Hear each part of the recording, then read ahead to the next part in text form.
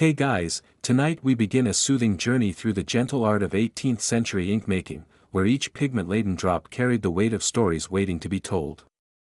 Picture powdered dyes dissolving into glassy liquids, quill tips tracing letters that bridged centuries. This surprisingly calming craft is full of simple rituals and hushed moments that invite tranquility. If you truly enjoy this moment of historical calm, please like and subscribe. Share your location and local time in the comments so our community can span the globe. Now's the time to dim your lights, turn on a soft fan for its gentle hum, and make yourself comfortable. Let anticipation wash over you as we prepare to trace inkblots and alchemical mixtures from long ago. Now the story begins. Close your eyes, take a deep breath, and focus on the tale.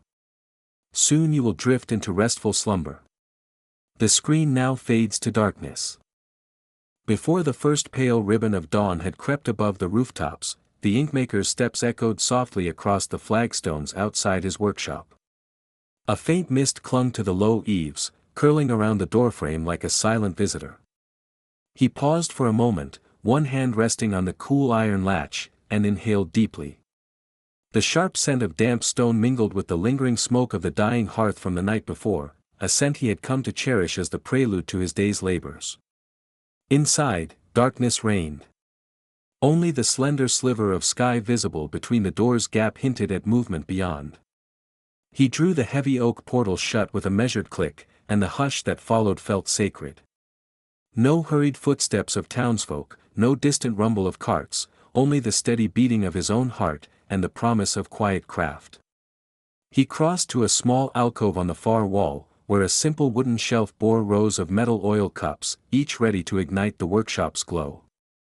From his leather satchel he produced a small lump of flint and a strip of steel, tools as natural to him as pen and quill. With deliberate calm, he struck the steel against the flint, producing sparks that danced like fireflies in the gloom. A single arc caught the edge of a rag dipped in lamp oil, and a faint orange flicker blinked to life. He cupped his free hand around the nascent flame, shielding it from any stray currents of air, and guided it toward the first oil cup. Almost at once the brass wickholder blossomed in gentle light, the oil settling into a quiet glow. One by one he moved along the row, striking and igniting until 5 lamps burned steadily, each casting soft triangles of radiance upon rough-hewn benches and dusty shelves.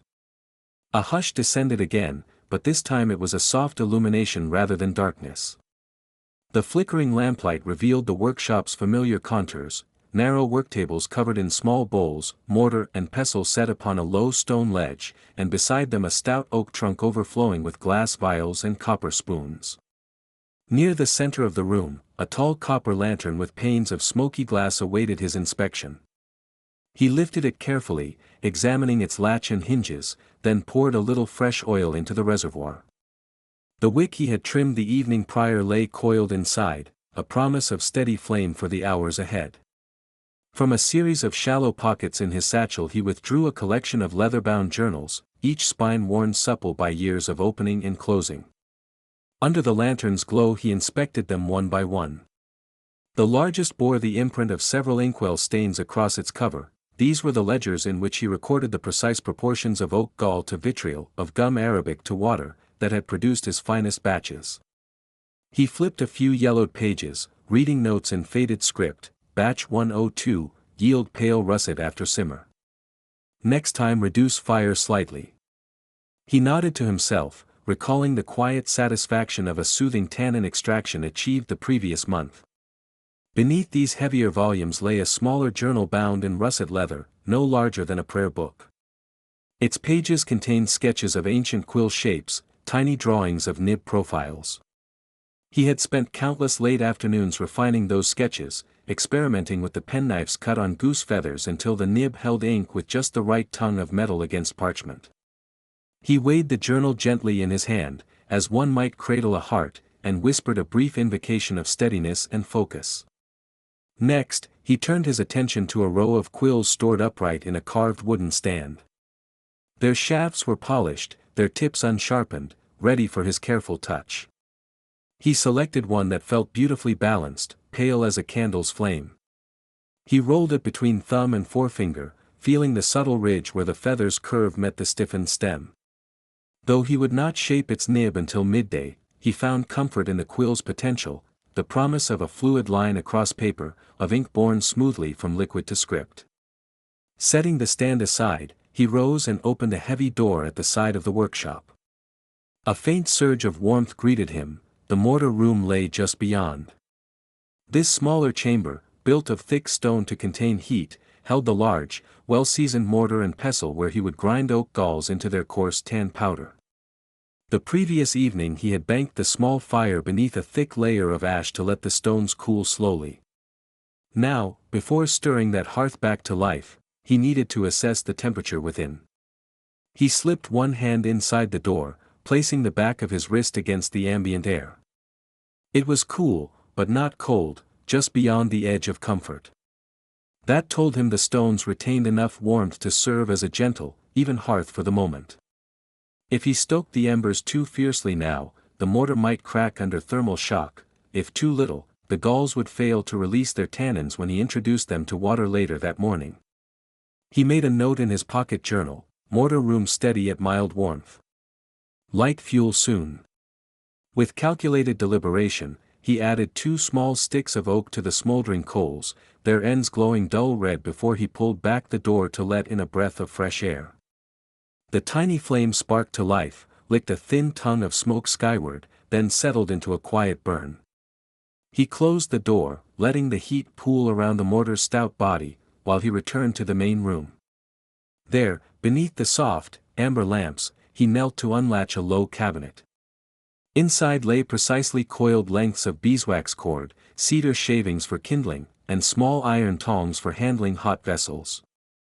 He selected a pair of tongs fashioned to cradle the mortar's lid and set them gently on the bench. His eyes tracked each object's familiar shape and patina: a copper ladle with a turned wooden handle, a stout glass beaker for measuring vitriol, a tiny brush for skimming foam. The hush of early morning allowed every slight sound to resonate: the clink of glass, the soft murmur of rising flame, the nearly imperceptible creak of the floorboards as he shifted his weight. Finally, he secured his leather satchel across one shoulder, the strap whispering against his woolen coat. Inside lay the essential tools: a small steel spatula for stirring, the flint and steel in their leather pouch, the 3 smallest brass weights for preliminary tests, and a single fragment of pipe clay he used to taste-check acidity. He closed the satchel with a soft snap, adjusted it so the weight rested comfortably at his hip, and exhaled in quiet readiness.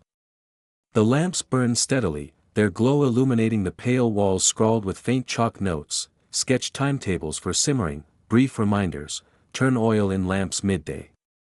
Beyond the windows, the world remained subdued in bluing shadow, as though holding its breath for dawn's arrival. The inkmaker rose, his boots brushing the straw mat at the door. A final glance swept the room: the flasks aligned in humble order, the journals waiting, the mortar room door gently billowed outward with its embered promise. He stepped back into the corridor of faint dawn, the satchel at his side and the world still hushed around him. Inside him lived the steady rhythm of centuries-old craft, the patient spark, the warming hearth, the turning of pages, and the promise of dark, glistening ink that would soon flow from feather to paper. All else would wait until he had coaxed out the tannin and tempered it with vitriol, until the day's soft alchemy had run its course. For now, in this sacred, pre-dawn calm, he prepared himself and his workshop, knowing that every detail, however small, was part of the gentle art that would follow. In the soft pre-dawn light, before the first pale beams of morning have stretched across the sky, the inkmaker steps into his storeroom.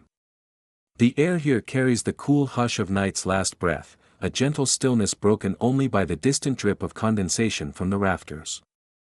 Along one wall, stout wooden pegs line up in a row, each bearing a heavy burlap sack filled with the previous season's harvest of oak galls. These misshapen, knotty growths, once parasites upon the oak leaf, have, after months of careful drying, become the alchemical foundation of the inkmaker's craft. He moves slowly, with deliberate care, so as not to disturb the fragile calm. His fingers brush the coarse weave of a sack as he selects the first one. There is a slight give to the fabric, a muted rustle as the burlap yields. He lifts it free from its peg, noting the reassuring weight in his arms. Each sack contains roughly 30 pounds of galls, and the inkmaker's shoulders settle beneath the burden in a familiar rhythm. In this moment, lifted between earth and sky, he is bound to the seasons, to a cycle that began when a young sapling first pushed new leaves toward sunlight. Carrying the sack to the worktable, he sets it down with a gentle thud that echoes in the quiet space. He straightens and pauses, fingertips grazing the coarse fibers of the fabric. The scent is faintly earthy, tinged with the must of long storage and distant woods. Beneath the cloth, he can almost imagine the waves of sunlit hills where the galls were gathered, cool glades where moss clung to fallen logs and oak branches arched overhead. With a practiced hand, he unties the hemp cord binding the sack's mouth. The knot yields after several patient tugs, and the opening spreads wide enough to peer inside. He reaches in, fingers parting a small cluster of galls, each one varying slightly in size and shape, some nearly spherical, others offset by errant lumps, yet all sharing that dimpled, russet-brown surface. Pulling one gently free, he holds it between thumb and forefinger and brings it closer to the lantern's flame. In this solitary moment, half in darkness and half in the lamp's glow, the inkmaker inspects every aspect of the gall. The outer shell is firm but not brittle. He twists it lightly until a slight crack appears, then rubs the fragment between his fingers. Beneath his nails, a pale, flaky dust emerges. This is the tannin, the vital extract that will stain parchment with deep, resonant hues. He takes a silent measure of its dryness and quality by feel alone, a skill honed over countless mornings. If the gall crumbles too readily, it may yield an excess of sediment later. If it resists fracture, its tannin may be dulled by overdrying. This one feels balanced, just right for pressing the darkest ink. Satisfied, he allows the fragment to fall back onto the rough surface of the table, where it joins similar pieces awaiting sorting. He withdraws his hand and reaches back into the sack, drawing out another gall. Its shape is more elongated, its surface streaked with pale lines that map the growth of the oak leaf itself. He studies the irregular pattern as though reading a hidden language, mindful of every subtle variation. A quick squeeze confirms the proper density, and he sets it aside alongside its fellows. This ritual is repeated over and again, each gall a small natural wonder, each test a step toward the unified purpose of transformation. Outside, the horizon is still slate-colored, but a whisper of brightness grows in the east. The inkmaker continues his careful inspection until he has drawn from the sack 4 dozen galls worthy of immediate use. He then tucks a piece of chalk against the edge of the table and makes a small tally in the margin of his rough-hewn planning sheet, oak galls qual. A. 48. Beneath that, he leaves space for qual B and qual C to be filled after further sorting.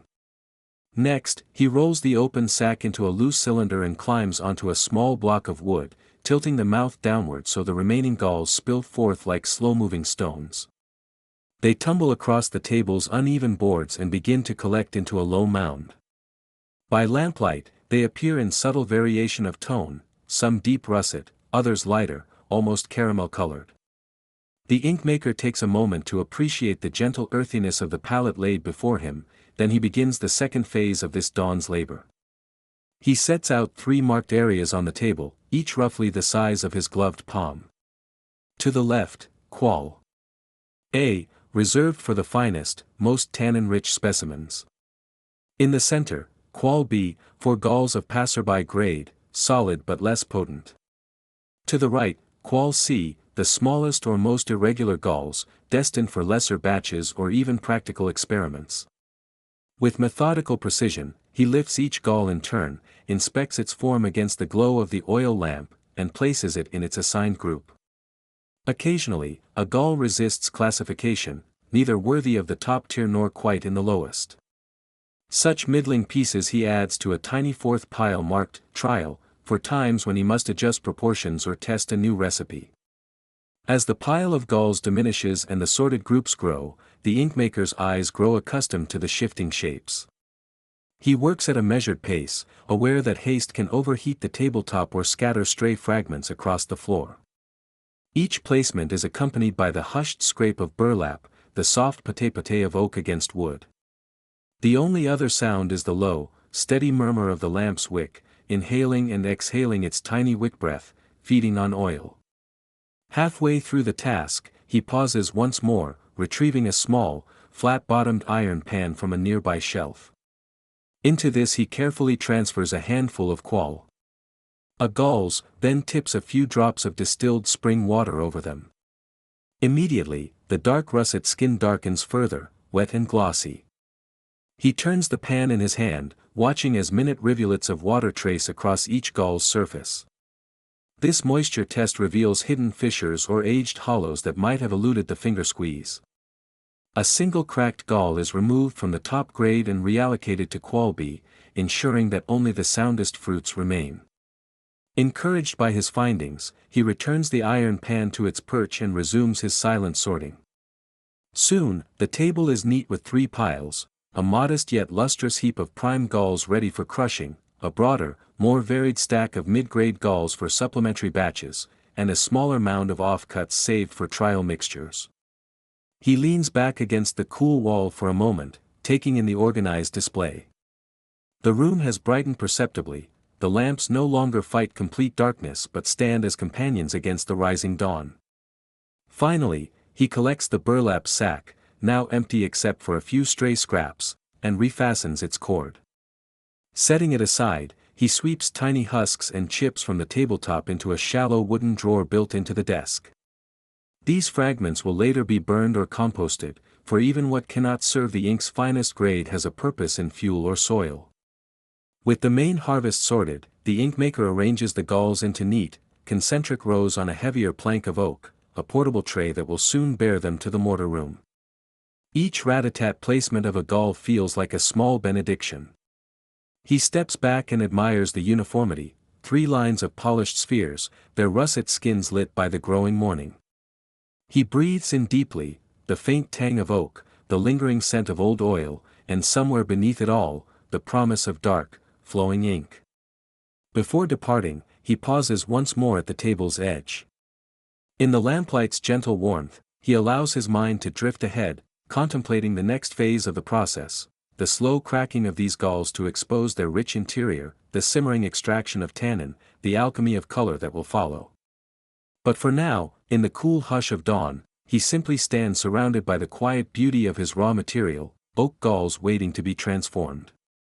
Then, with slow resolve, he gathers the tray, lifts it from the table, and carries it toward the mortar room where Chapter 3 will begin.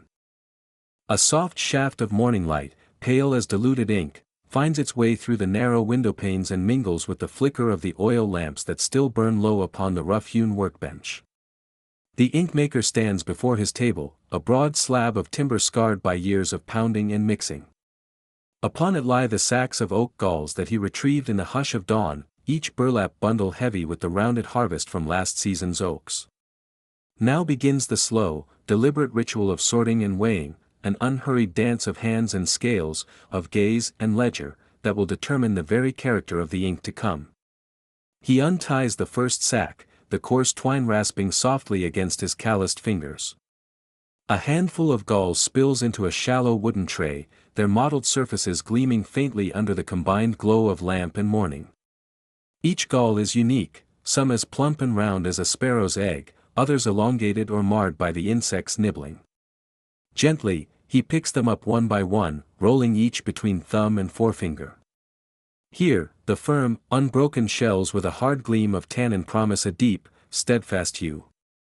There, smaller or cracked specimens carry a mild fragrance of bark and earth, whispers of a gentler color. He assesses their weight in his palm before laying them into piles, coarse, medium, fine. When he has filled a handful's worth, he moves to the brass scales, 2 shallow pans balanced upon a slender beam. He places a few hefty galls in one dish and bronze weights in the opposing cradle, shifting each until the beam finds its perfect horizontality.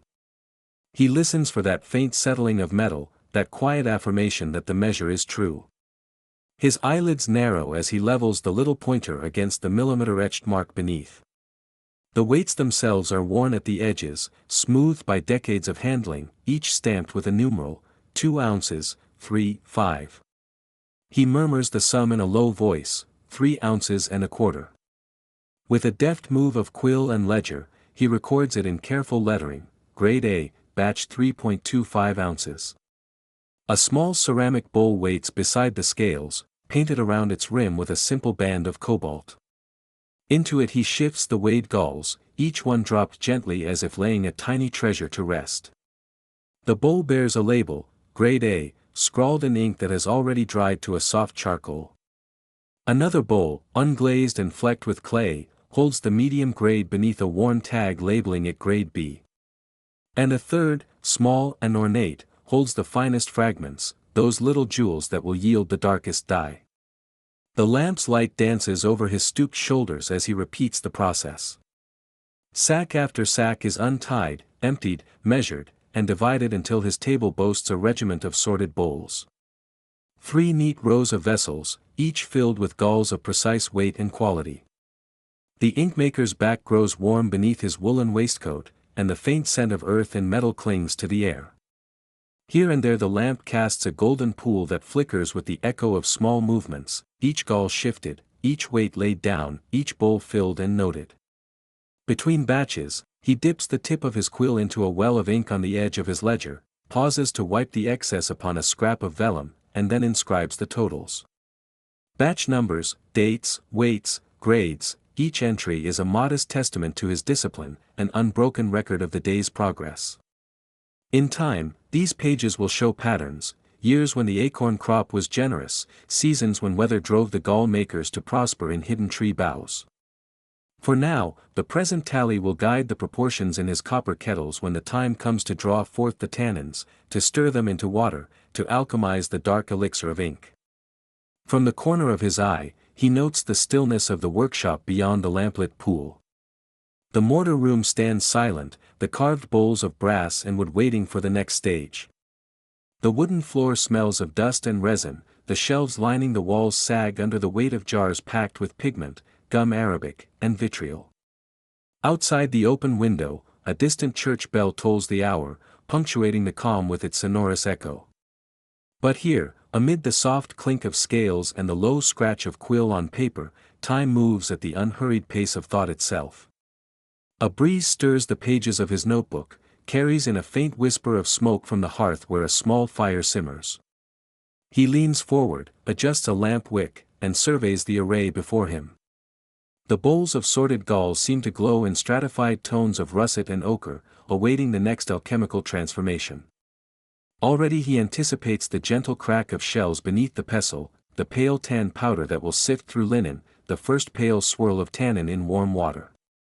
But that is the tale of the next chapter. For now, he remains absorbed in this quiet ordering, this methodical partitioning of nature's bounty. In the soft hush, the inkmaker pauses to reflect.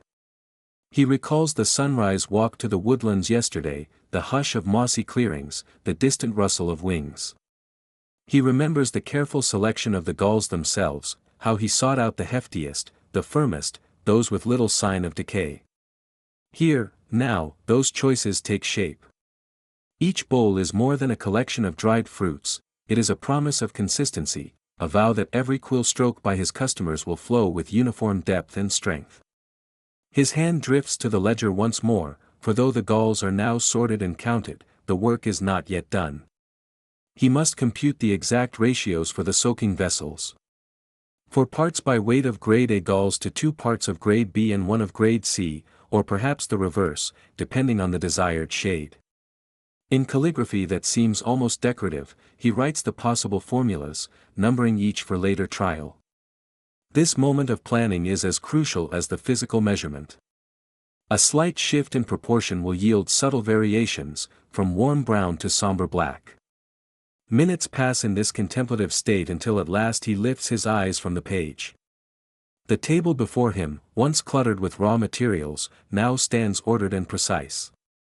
Ceramic bowls, brass weights, quill, ledger, everything in its appointed place.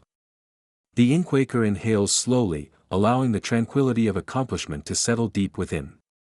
In the silence that follows, he offers a small nod of satisfaction to the silent witnesses, the walls, the jars, the mortar.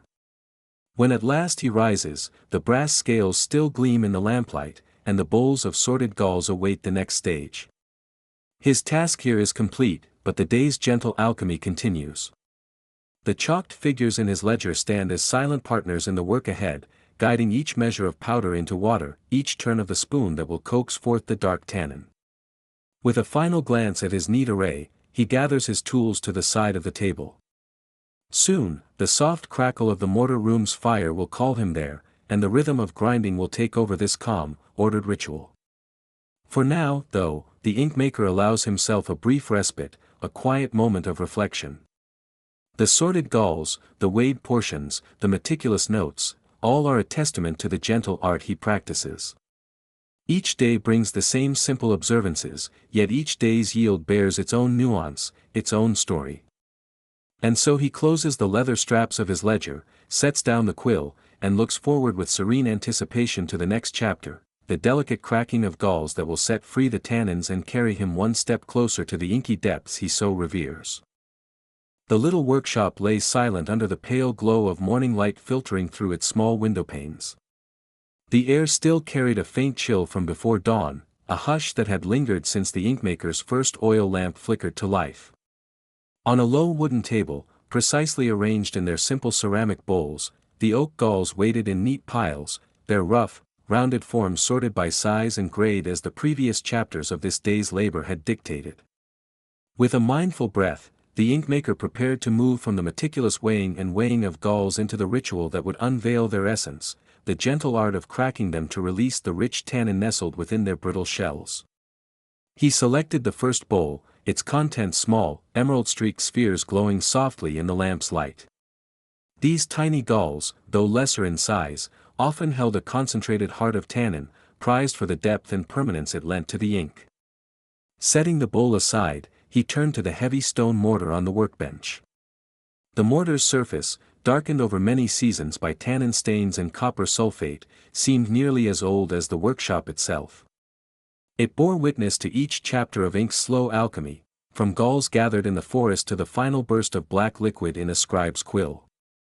The pestle, a stout cylinder of polished hardwood, rested beside the mortar. He lifted it in his strong right hand, feeling the familiar weight that anchored him in the moment. In his left, he scooped up a handful of the smallest galls, their surfaces cradled by delicate creases of his palm. Then, with purposeful calm, he dropped them one by one into the mortar's bowl.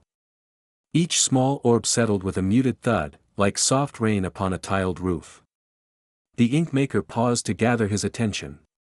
His workshop smelled faintly of cedarwood from the mortar, of worn leather from the ledger at his side, and of lingering smoke from the lamp's wick. A single shaft of sunbeam pierced through the dusty air, illuminating tiny motes that danced between tool and table. In that breath of suspended time, the inkmaker recalled how, hours before, these very galls had been tugged from heavy sacks, gently tested for tannin content, sorted by hand, then weighed against bronze measures. Now came the moment when all that careful preparation would yield the pale, fragrant powder that served as the soul of his ink. Bringing the pestle down lightly against the first gall, he tapped with measured force. A soft crack answered, and a fragment of mottled shell chipped free, scattering a few drab fragments across the mortar's dark stone. He lifted the pestle again and tapped, then tapped once more, his stroke steady and rhythmic, each movement precise. With each gentle impact, the galls surrendered, their tough outer walls giving way to a coarse, granular interior. The inkmaker leaned closer, his breath quiet, and closed his eyes for a moment, listening to the shifting of shell upon stone. The tiny echoes carried in the confined space of the workshop seemed amplified, a secret chorus of thousands of microscopic fractures. He worked steadily, never hurried, until only faintly larger pieces remained. Then, with a soft scraping sound, he shifted them aside, exposing the pale ochre interior that lay beneath. Gently, he raked the emerging powder toward one side of the mortar. The grains glimmered dully in the lamplight, each fleck a promise of tannin. By now, the inkmaker's hand had grown accustomed to the weight and shape of the pestle, and his wrist traced its familiar arc, tapping and grinding in an ancient loop of creation. After several minutes, he paused to inspect his work. The mortar now held a shallow mound of coarse powder, peppered with tiny fragments of gall shell. Lifting the pestle aside, he picked up a small brush, a tool reserved for gathering fine materials. With soft, deliberate strokes, he brushed the powder into a little wooden vessel, carved from tidy pine. The vessel's interior, light in color, offered a perfect contrast. The pale powder stood out clearly, each grain distinct. He tapped the side of the cup lightly, encouraging any stray particles to settle, then ran a fingertip along the rim to knock down any lingering dust. Reaching for a fresh bowl, he surveyed the next grade of galls, medium-sized spheres with darker stripes, flecked in browns and greens.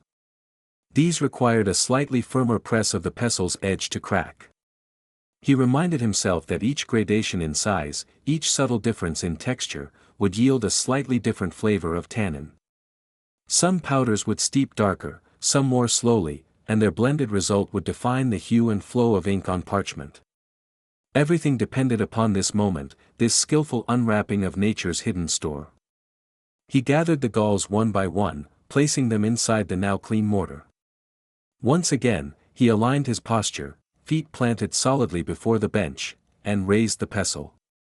A deliberate tap, a small shudder through the tool, then another. The larger shells cracked in lengthened splinters, and the interior grains spilled out like pale sand across the stone. He alternated between a side-on press to crack elongated fragments and a direct downward strike to flatten broader pieces. His motions remained slow and methodical. No hurry. No rush. As the coarse dust accumulated, the inkmaker could smell a faint earthiness rising off the mortar, a deeper, warmer scent than what had come from the smaller galls. He dipped the brush again, sweeping the fresh powder into the wooden vessel. Each time, he paused to set aside the larger flakes of shell, reserving them for compost or to be pounded again at the end of the day. Patiently, he repeated the exercise, letting the mortar's dark interior and the bruited percussion guide him. Somewhere in the outskirts of his mind, he noted the faint chiming of a distant church bell, marking a quarter after sunrise. But in the workshop, time seemed suspended. The only movement was the slow descent and ascent of his arm, the rhythmic whisper of shell against stone, the occasional soft hiss of dust in the lighted air. Outside, the world hastened in its daily bustle, but here in this quiet corner, the inkmaker worked at the pace of centuries.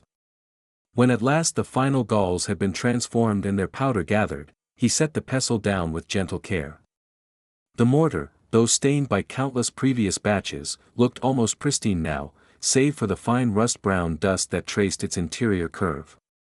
He retrieved a small linen cloth, dampened it lightly, and wiped the mortar's face. Then he took up a slender knife, gently coaxing the remaining particles from every groove and crevice.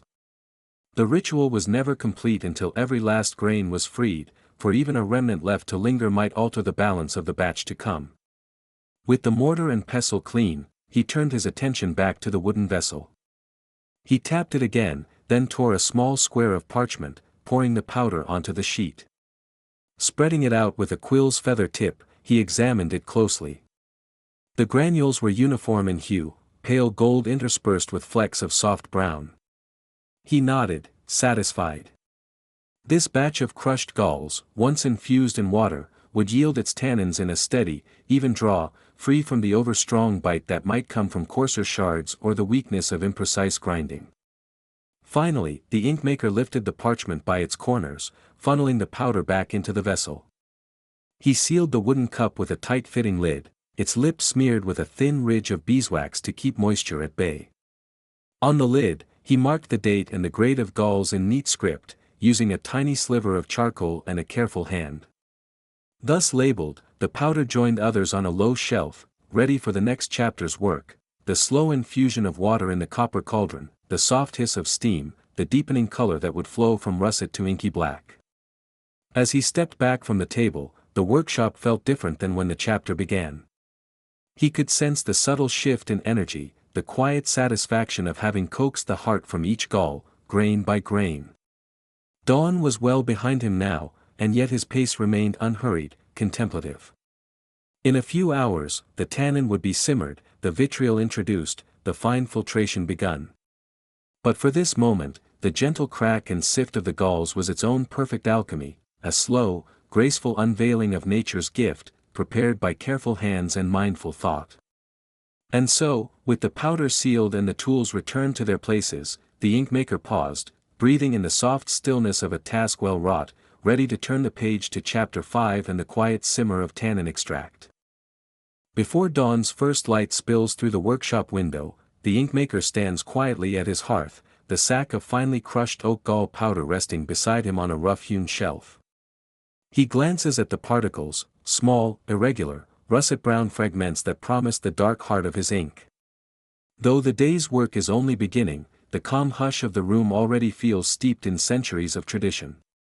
Every tool here, copper cauldron, wooden ladles, iron tongs, carries the gentle residue of countless batches past, as if the very walls sigh with memory. He approaches the broad, hammered copper pot that sits upon 3 stout iron legs. The outside of the vessel shimmers in lantern light, delicate hammer marks ripple across its curved surface like faint concentric waves. Kneeling, he dips a wooden ladle into a wide earthenware jug and pours clear spring water into the cauldron.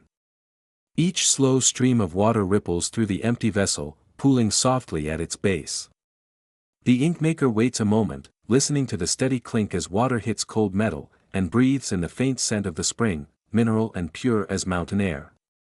When the cauldron is a quarter full, he pauses to check the grain weight of oak gall powder in a small balance. He tips a spoonful of powder into a shallow pan, presses it gently between thumb and forefinger, and nods as he confirms its tannin richness. The air holds a whisper of pungent earth as he allows the sample to fall back into its pile. Then, with deliberate care, he scoops measured heaps of powder and sets them into a wooden vessel by the hearth. The vessel's dark wood is warm from the residual heat of last night's lamp, and the fragments rest there as if on a small altar, ready to unleash their pigment. Rising, the inkmaker returns to the cauldron. He tips in the galls in 3 steady increments, pausing between each to stir the cool water with a long, polished alder stick. The grains sink and swirl, rising again briefly before settling. He watches them drift, black against copper, and feels the sense of ritual that envelopes him. With a final stir, the pot is half full of galls and water. Then he adds more water to fill the vessel to its brim, mindful not to overflow, wiped damp by condensation when the brew begins to sigh with steam. Under the cauldron, he piles small split logs of beech wood and fir kindling. His firewood is always chosen with precision, beech for a clean, steady burn and fir for a quick, bright flame that stokes the larger embers. He slides a long match, or rather, a small stick of birch dipped in pitch, into the firebox and strikes it sharply. The flame leaps into tinder, and he fans it gently until the kindling glows with heat. Pale wisps of smoke drift upward, carrying the faint piney perfume of resin. As the fire takes hold, the cauldron's belly warms, and thin curls of steam emerge where water kisses the metal's interior. The inkmaker lowers the lid only halfway, preferring that the tannin infusion breathe rather than seal off entirely. A lid ajar allows each puff of steam to escape, each a tiny promise of the ink's future depth. He tends the blaze, coaxing the flames to lap just beneath the coppa's curve. Too fierce a heat would scorch the tannins, turning them bitter, too low, and the extraction drags on, never fully loosening the dark essence. For this, he relies on memory as much as on sight, the height of the flames, the hush of the hearth, the tone of the timbers when the fire is just right. Now begins the hour of gentle stirring. The inkmaker retrieves a long-handled spoon carved from horn, its bowl worn smooth by decades of use. He slips it between the lid and pot's rim, feeling the warmth seep through the handle. Each minute, he stirs with exactly 5 strokes, an even number that balances tradition and habit. He turns the spoon slowly, guiding the grains in a wide circle, always along the same path. The mixture darkens immediately, from pale russet to a shade like old wood, then to deep bronze. The smell grows stronger, wood and earth, water warmed by fire, the tannic undercurrent of oak released at last. As the minutes pass, he attends to the fire, adjusting small logs here and there. A curl of flame flares too bright, and he nudges the log aside, embers glow too low in another spot, and he shifts a piece closer. Each adjustment is subtle, unhurried. He listens to the crackle of coals, the occasional pop as water pockets ignite. When the mixture thickens slightly, steam often sends beads of condensation to the lid's underside. He checks the lid's angle to let these droplets trickle back into the broth. In these droplets, he sees a microcosm of the atelier, water transformed, returning to nurture the brew. At 2/3 through the hour, he lifts the pot's edge to peer inside. The color has deepened to a coppery mahogany shot through with black veins of tannin. He dips a long glass rod, borrowed from an apothecary colleague, into the mixture and raises it skyward. The liquid clings to the rod in threads, they drip back, glistening like molten amber. He lets the rod slide against the cauldron's rim, so a thin sheet of brew cascades like a metallic waterfall into the dark depths. By this sight, he judges the strength of the infusion: too thin, and the threads will break; too thick, and they will hang like tar. This batch is nearly perfect. With the final minutes upon him, the inkmaker draws a small heap of clean snow from a bowl he set earlier near the hearth's cool corner. He crumbles a pinch into the simmering liquid. Instantly, a plume of steam hisses upward, frothing the surface. The shards of snow clarify the brew, settling minute impurities and sharpening the hue. The tannins ripple in the newly chilled bath, tightening their grip on the water. He watches until the froth subsides, schemes a handful of stray fragments from the rim, and allows the last faint wisps of steam to rise. At the end of the appointed hour, the inkmaker lifts the cauldron from the hearth with iron tongs. The copper rings hollow as it leaves the heat, a sonorous pause that echoes through the workshop. He sets the pot on trivet blocks atop a table of ash-stained wood, far enough from the fire to cool but close enough to retain warmth. The brew inside glimmers in the lamplight like liquid bronze, gentle ripples at the surface settling into glassy calm. He places a copper lid gently atop the cauldron and ties it with a leather thong. For now, the infusion rests until the next chapter's labors, skimming and draining, can commence. The inkmaker stands back, hands clasped behind him, eyes thoughtful as he regards the dark heart of his craft. Though the work is far from done, in this moment he savors the delicate harmony of wood, water, fire, and gall, the slow unveiling of tannin that will one day flow black from a quill's nib. Under lamplight, with embers glowing faintly in the hearth, the workshop feels timeless. And so, with the tannin extract now born, he pauses, content that the gentle art has taken yet another breath toward its final alchemy. Before the first soft brush of morning light filters through the small, shuttered window, the inkmaker stands at his simmering copper cauldron. Inside, the pale tannin brew, extracted from crushed oak galls in yesterday's labor, undulates gently over the low hearth fire. A faint haze of steam drifts into the cool air, carrying with it the warm, slightly acrid scent of tannin and the earthy notes of simmered oak.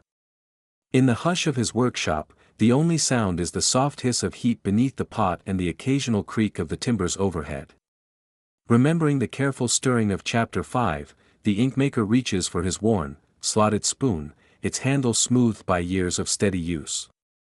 He breathes in the aroma of the infusion. It is both sharp and mellow, promising depth of color once the alchemical processes are complete. With deliberate slowness, he lifts the spoon from its hook beside the hearth and dips it into the surface of the liquid. Pale, ashen foam clings to its perforated bowl. He draws it upward, watches tiny bubbles pop and slide back into the fold of dark water, and then tilts the spoon, allowing the foam to slip back into the pot's swirling heart. He repeats this motion, each scoop firm yet gentle, until the top of the brew lies nearly clear, its surface a glassy plane that reflects the warm glow of the flickering firelight. The inkmaker pauses between each skimming, leaning forward to study the cauldron's contents. Beneath the thin sheen of clear liquid, he sees swirls of deeper amber and russet, threads of color that promise the rich, lasting ink his patrons seek. At this hour, before the midday rush, time seems to stretch and slow, each breath, each movement, taken with profound care. The low light casts patterned shadows on the rough-hewn walls, and he imagines the centuries of artisans who performed the same delicate task, turning earth and water and plant into the ink of record. Once the foam has been carefully lifted away, he sets the spoon aside and taps his fingers lightly on the rim of the cauldron, listening for the hollow note that tells him the liquid has cooled just enough to move on to draining. He unhooks a length of coarse linen, woven by some distant hand of a vine-grower's wife, sturdy yet porous, and hangs it over the wooden frame of a funnel carved centuries ago. The linen billows softly as a draft drifts through the open door, bearing whispers of the street outside. The inkmaker gently lifts the cauldron from its low pedestal and, with a measured tilt, lets the tannin-rich liquid flow through the cloth. Granular fragments of plant matter settle into the folds of the linen. The brew seeps through in slow, steady drips, each droplet plopping softly into a set of glazed crockery jars arranged below. He leans close to watch the amber-hued liquid pool in concentric rings at the bottom of the first jar. In the lamplight, it gleams like polished topaz. He allows himself a small smile, recalling the journey of these gulls, from sturdy oak twigs in sunlit groves to this quiet workshop. He lifts the first jar to eye level, turning it slightly so the color shifts in the glow of the lamp. The tone is lighter now than the nearly black ink it will become once iron sulfate is introduced, but already he feels the calm satisfaction that comes with this stage's success. The sound of dripping grows rhythmic, soothing. He moves to the next jar and adjusts its position, ensuring each receives an equal measure of liquid. With practiced ease, he slides the linen aside and retrieves a fresh strip, ready for the next batch as necessary. Some drips cling to the cloth's fibers before finally releasing. As those tiny pearls of liquid fall, they catch the light like glass beads.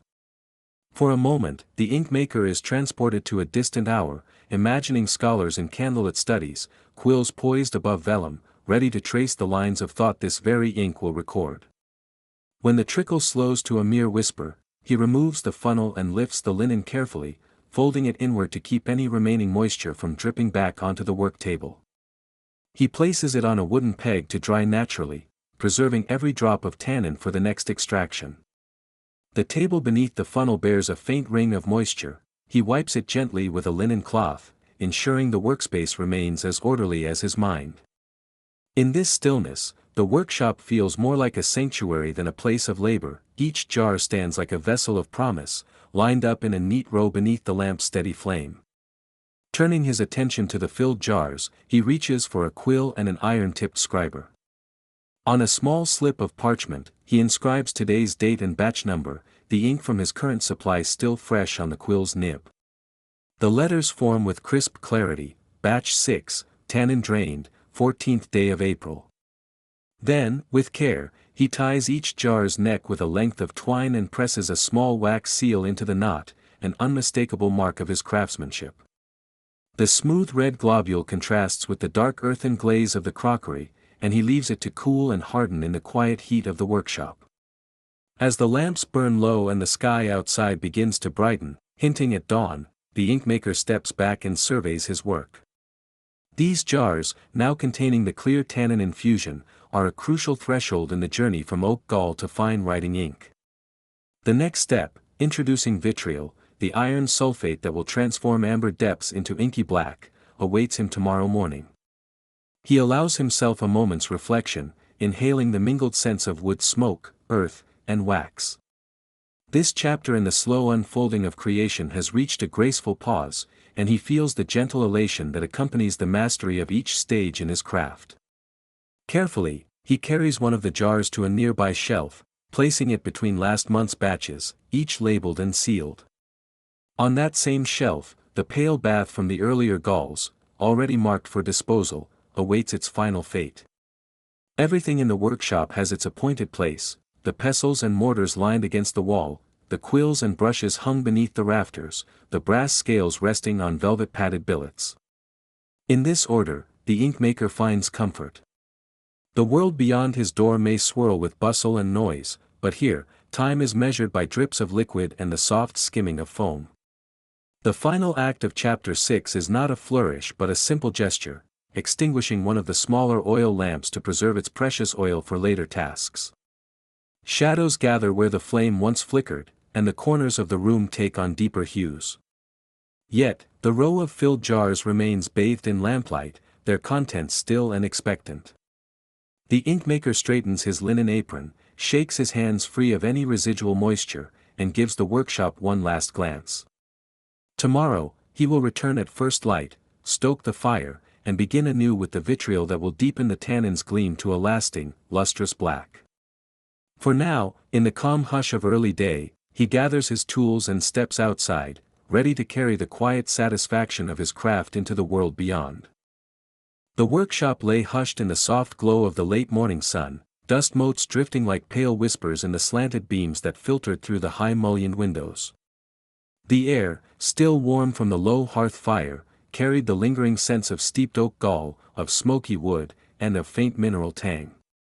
On the long workbench, the copper cauldron that had held the simmering tannin extract now stood empty, its contents carefully drained into a row of earthenware jars. Each vessel, filled with amber gold liquor, waited patiently for the final alchemical touch that would transform it into the deep, enduring ink of scholars and clerks.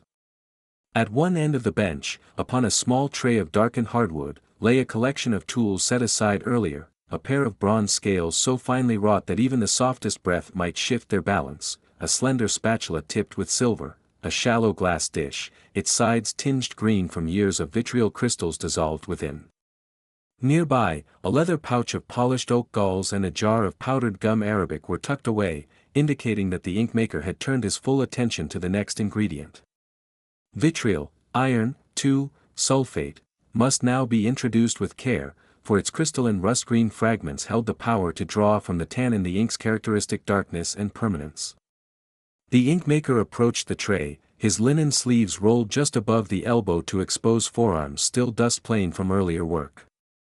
He paused a moment, inhaling the faintly metallic aroma that rose from the glass jar before him.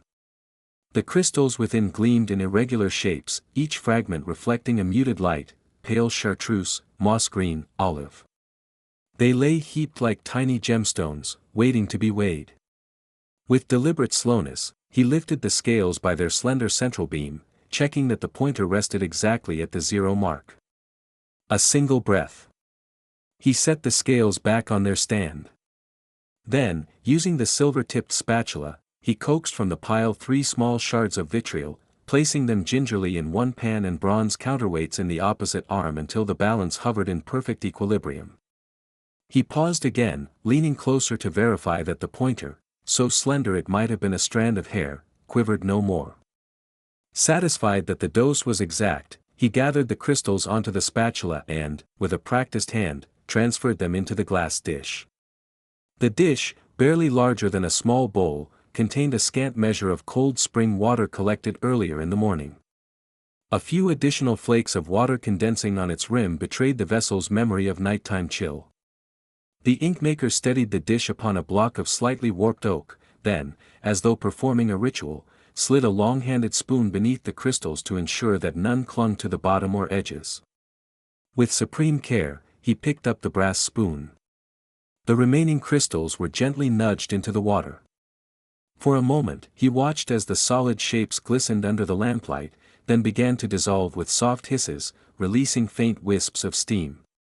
The green tints leached away, coloring the liquid first pale yellow, then olive, until the solution turned clear and subtly iridescent. Tiny currents formed on the surface, breaking into delicate ripples as the water warmed in a swirl of mineral essence. The inkmaker set aside the brass spoon and, bending close, observed the dish's interior. A few fine undissolved particles settled to the bottom, like flecks of mist in a pond. He drew a small length of linen, a scrap reserved for such tasks, and laid it gently across the surface. The linen seeped up the liquid by capillary action, drawing off the clearer portion of the solution. In precise, measured strokes, he folded the linen over each time it brimmed, absorbing every drop. Once he judged the vitriol fully in suspension, he turned to the amber infusion in its jars.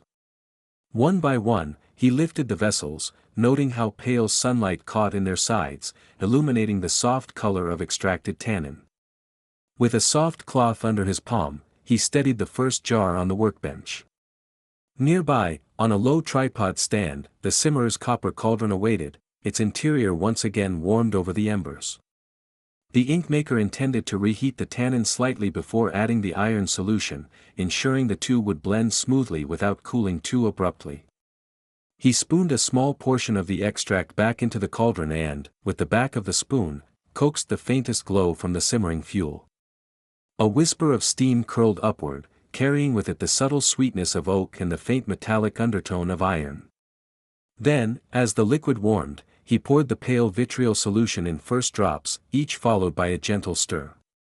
He moved the spoon in a steady figure-8 pattern, never more than an inch beneath the surface, so that the iron and tannin would meet evenly across the cauldron's breadth.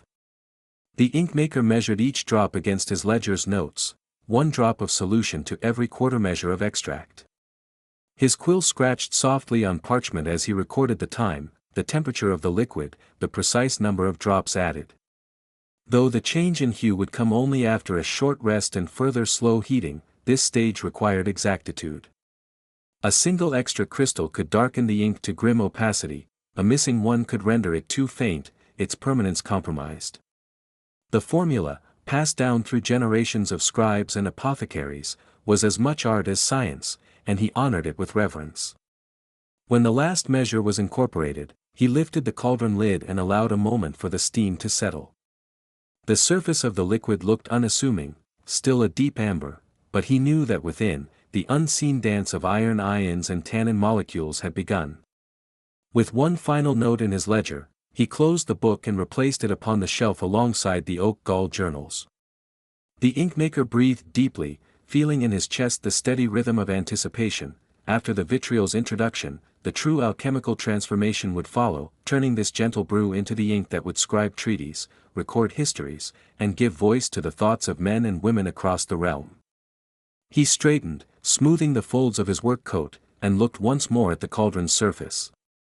The hearth's glow had softened now as the sun climbed higher, and the quiet of the workshop felt charged with possibility. Vitriol, that humble iron salt, would soon draw from the tannin its deepest truth, a rich, enduring black capable of etching ideas into time itself. And in this unassuming room, lit by wavering flame and rich with the fragrance of wood and water and mineral, the gentle art of inkmaking carried on its timeless charge. Before the first light of dawn has fully yielded to morning, the inkmaker stands once more before the hearth, the low, steady crackle of embers beneath the simmering copper vessel echoing softly through the half-lit workshop. The weary scent of oak gall tannin and faint whiffs of sulfur from the recently added vitriol create an almost tangible atmosphere, one that feels suspended between the practical reality of labor and the subtler domain of quiet wonder. Here, in this slow, deliberate moment, the inkmaker prepares for a transformation that feels nothing short of miraculous, though it will unfold neither with fireworks nor with thunder, only as a gentle shift in hue, tone, and texture, visible only to the patient eye. He sets before him, upon a stout, roughly hewn table, the shallow clay bowl that will receive that precious infusion.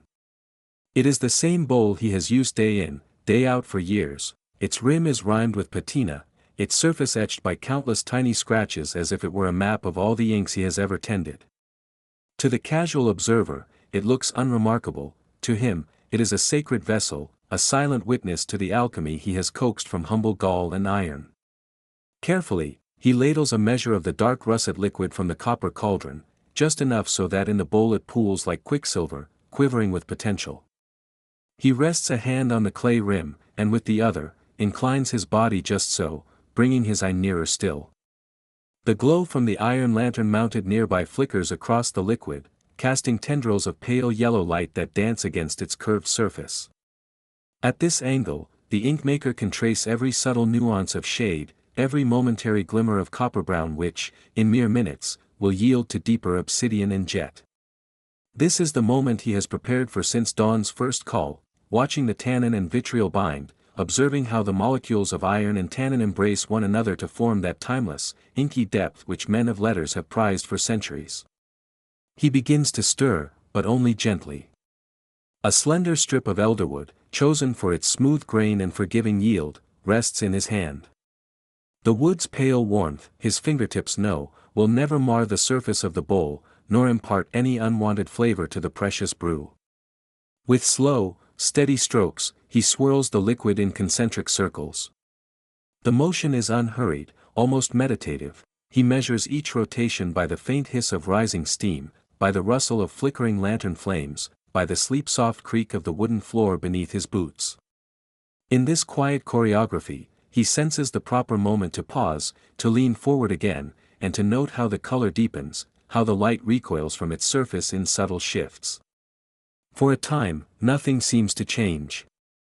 The inkmaker watches as russet mellow turns to dark sienna, as sienna yields to a charcoal so deep that it all but absorbs the lantern's glow. It is in that precise instant, imperceptible to all but the most attentive eye, that the vitriol and the tannin complete their courtship. A new hue emerges, neither wholly black nor simply deep brown, but a living thing that seems to breathe with its own quiet life. He lowers his stirring rod, allowing the liquid to settle, and draws back to regard it once more. The surface is smooth as glass, giving back the lantern's reflection like a pool of polished onyx. His breath comes soft and even. He lifts the bowl slightly, tilting it this way and that so that the gathered light slides across its face. From each angle, the tone seems to shift, sometimes a midnight hue flecked with auburn, sometimes a coal-black so pure that one almost expects it to swallow the world's light whole. This interplay of shade and shimmer, he knows, will remind scribes and scholars why they continue to prefer iron gall ink even when brighter pigments beckon. Here, in this simple clay bowl, lies centuries of tradition, of letters penned by candlelight, of treaties debated and poems composed. Yet the alchemy is not complete. Even now, the residual warmth of the simmering infusion must be coaxed down to an even, gentle heat. Too fierce a flame would break the fragile bond formed between iron and tannin, producing an ink brittle in its body or prone to rust. Too low, and the mixture might fail to marry properly, leaving it thin or uneven in color. With a practiced hand, he shifts a few coals back toward the hearth's edge, easing his leather bellows until the fire's roar subsides to a soft purr. The copper pot behind him responds, releasing pale plumes of steam that rise like lazy ghosts in the dim air. He returns his attention to the clay bowl. In his left hand he holds a small charcoal ember, cradled in a fragment of folded iron sieve. He touches the pot's surface briefly, counting the seconds of warmth it retains, then brings it once more toward the simmer. This delicate balance between heat and coolness will decide the ink's ultimate soul, its viscosity, its permanence, its capacity to flow in a quill and to adhere to parchment. The inkmaker recalls his ledger, notes from earlier seasons, from months when flared breezes or humid days altered the ink's behavior. Every scrap of parchment he has marked, every line he has drawn, contributes to this single, lingering moment. While the bowl rests on the table, he steps back and rubs his palms together. His jacket is dusted with a fine grain of tannin, his fingernails stain the color of old parchment. He senses the solemnity of the hour, though morning light has not yet fully arrived. To an outsider, the scene might resemble nothing more than an idle fiddling with a shallow dish of dark liquid. But to him, it is the culmination of a carefully orchestrated ritual, a ceremony whose end result, an ink so true, so deep, will travel from this workshop to the desks of scribes, to the tomes of scholars, to the correspondences of distant courts. In that brief interval, as the bowl stands like a quiet sentinel upon the table, the inkmaker reflects upon the chapters that have led him here. He remembers the oak galls he sorted and weighed. He recalls the long hours spent cracking them in the mortar, the slow hours as tannins were coaxed from their powdery cores, the careful skimming and draining, the determined patience with which he dissolved the vitriol. Each of these steps was mundane in isolation, lifting burlap sacks, balancing galls against bronze weights, pressing rough linen cloth, but together they wove a tapestry of craft and care. Now, at this moment of alchemical change, he gathers the essence of all that labor. A soft crackle from the hearth reminds him that the fire is settling into its final phase. He lifts a small iron ladle, an heirloom of sorts, and dribbles a very small portion of the slowly cooling infusion back into the bowl. Doing so, he sees a faint swirl, an echo of the earlier stirrings, as the fresh liquid blends seamlessly with what has already darkened. Again, he watches the color deepen, waits for the charcoal black to emerge. Satisfied at last, he exchanges the clay bowl for a heavier stoneware jar, into which he pours the ink with measured care. The sound is hushed, a soft plunk as the liquid strikes the jar's bottom, a whisper of settling fluid. He caps the jar with a piece of beeswax-sealed parchment, then inscribes its date and batch number along the rim. At last, with the alchemy complete, the workshop feels at peace.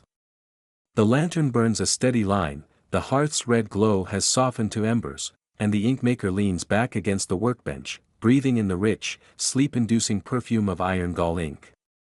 In the hours to come, this batch will rest, will mature, will become the deep, faithful dark that centuries of scribes will rely upon. But everything that follows, filtration, gum arabic addition, resting, final quill preparations, will be shaped by the success of this pivotal passage, watching the alchemical change that turns russet tannin into inky black. With satisfied reverence, the inkmaker allows himself a single nod, then turns to stoke the hearth for tomorrow. Outside, the sky begins to lighten, but within these walls, the quiet magic of inkmaking has already worked its spell. A pale dawn light slants through the narrow window of the workshop, resting upon the gleaming copper cauldron and the earthenware jars that line its wooden shelves. The inkmaker pauses in his preparations, inhaling the faintly sweet, tart aroma that still lingers in the air after yesterday's late afternoon trials. The inky black liquid, now thick with tannin and iron from the vitriol added the day before, awaits its final purification. In each phase of the ink's creation the alchemy has been subtle, gradual, a whisper of change rather than a thunderous transformation, and this, the 9th chapter of the process, is no different. Here, in the hush between night and morning, the inkmaker brings patience to bear as he guides the ink through the delicate art of fine filtration. He begins by selecting a tall, narrow funnel, handcrafted of dark clay, its interior smooth from long use. Around the rim he wraps a length of linen so fine it almost seems translucent. The linen has been washed again and again, dipped each time in soft water and left to dry on sun-warmed stones. Its fibers, though almost imperceptible, will hold back the tiniest speck of sediment as the ink drips through. With gentle fingers, he smooths the first layer of cloth over the funnel's edge, pinching it lightly in place. Next, he cuts a circle of clean wool felt, pulling its thick, fibrous mat into shape so that it nests snugly inside the linen. A final, whisper-thin disk of wool, almost more a cloud than a fabric, sits on top, ready to catch any last fleck of tannin-bound residue. For a moment he stands back, hands folded at his waist, and regards this small tower of filters as though it were a cathedral spire. Light glimmers on the clay's lip, on the subtle folds of the cloth.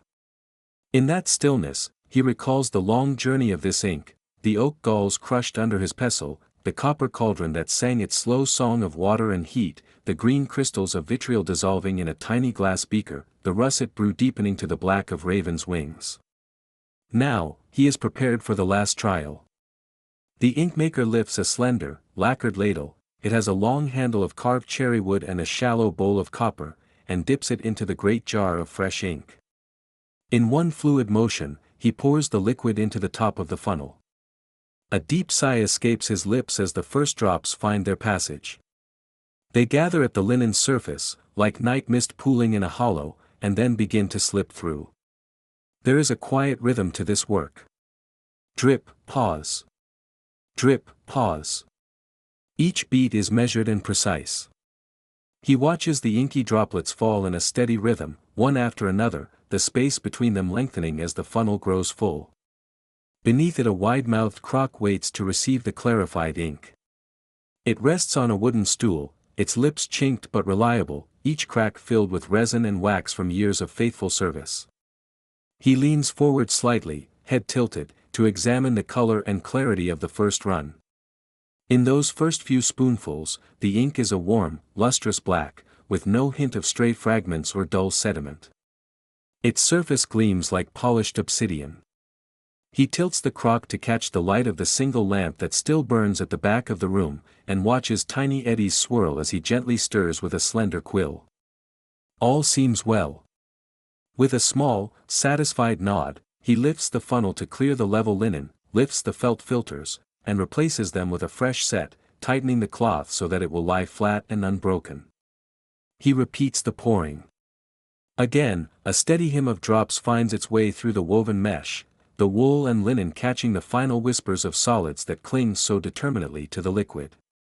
With each filter change, he finds the ink growing brighter and clearer, the dark depths more uniform, the surface smoother. In the pauses between each layer, he retrieves a feather quill and dips it lightly into the filtered fluid.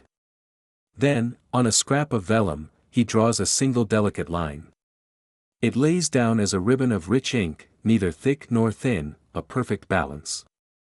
He lets it rest for a moment, watching how the ink beads at the edge before seeping into the fibers of the parchment. In the filtered ink, there is no uneven texture. No stray fragment of gall or dust motes remain to mar its even sheen. The color is a deep, unwavering black, tempered by the warmth of the tannin, never too cold, never too pale. The inkmaker holds the scrap of vellum up to the window, letting the new dawn light illuminate his work. He smiles to himself, for the clarity and purity are exactly as he intended. In the silence of the workshop, punctuated only by the patient drip of ink and the muted creak of floorboards, he contemplates the significance of this phase. Filtration is more than mere separation of solids from liquid, it is the final refinement of the ink's character. It determines the smoothness of the quill's progress, the consistency of each word inscribed, the permanence of every line. A poorly filtered batch would clog a pen, blot upon the page, and betray the careful labor of weeks. This step transforms a promising brewing into a truly finished product. When the last filtering cloth is set aside, sodden and rich with captured sediment, the inkmaker gathers them in his lap. He commends the fibers for their service, knowing they will soon be returned to the hearth to burn and yield warmth, their captured residue cleansing the fire's glow. He then positions the crock of clarified ink on a low bench by the window, where sunlight can fall upon its surface and reveal any shadow of remaining impurity. For several moments, he watches the liquid undisturbed, noting how the light refracts in the shallow pool, tracing slow, curling patterns at its edge.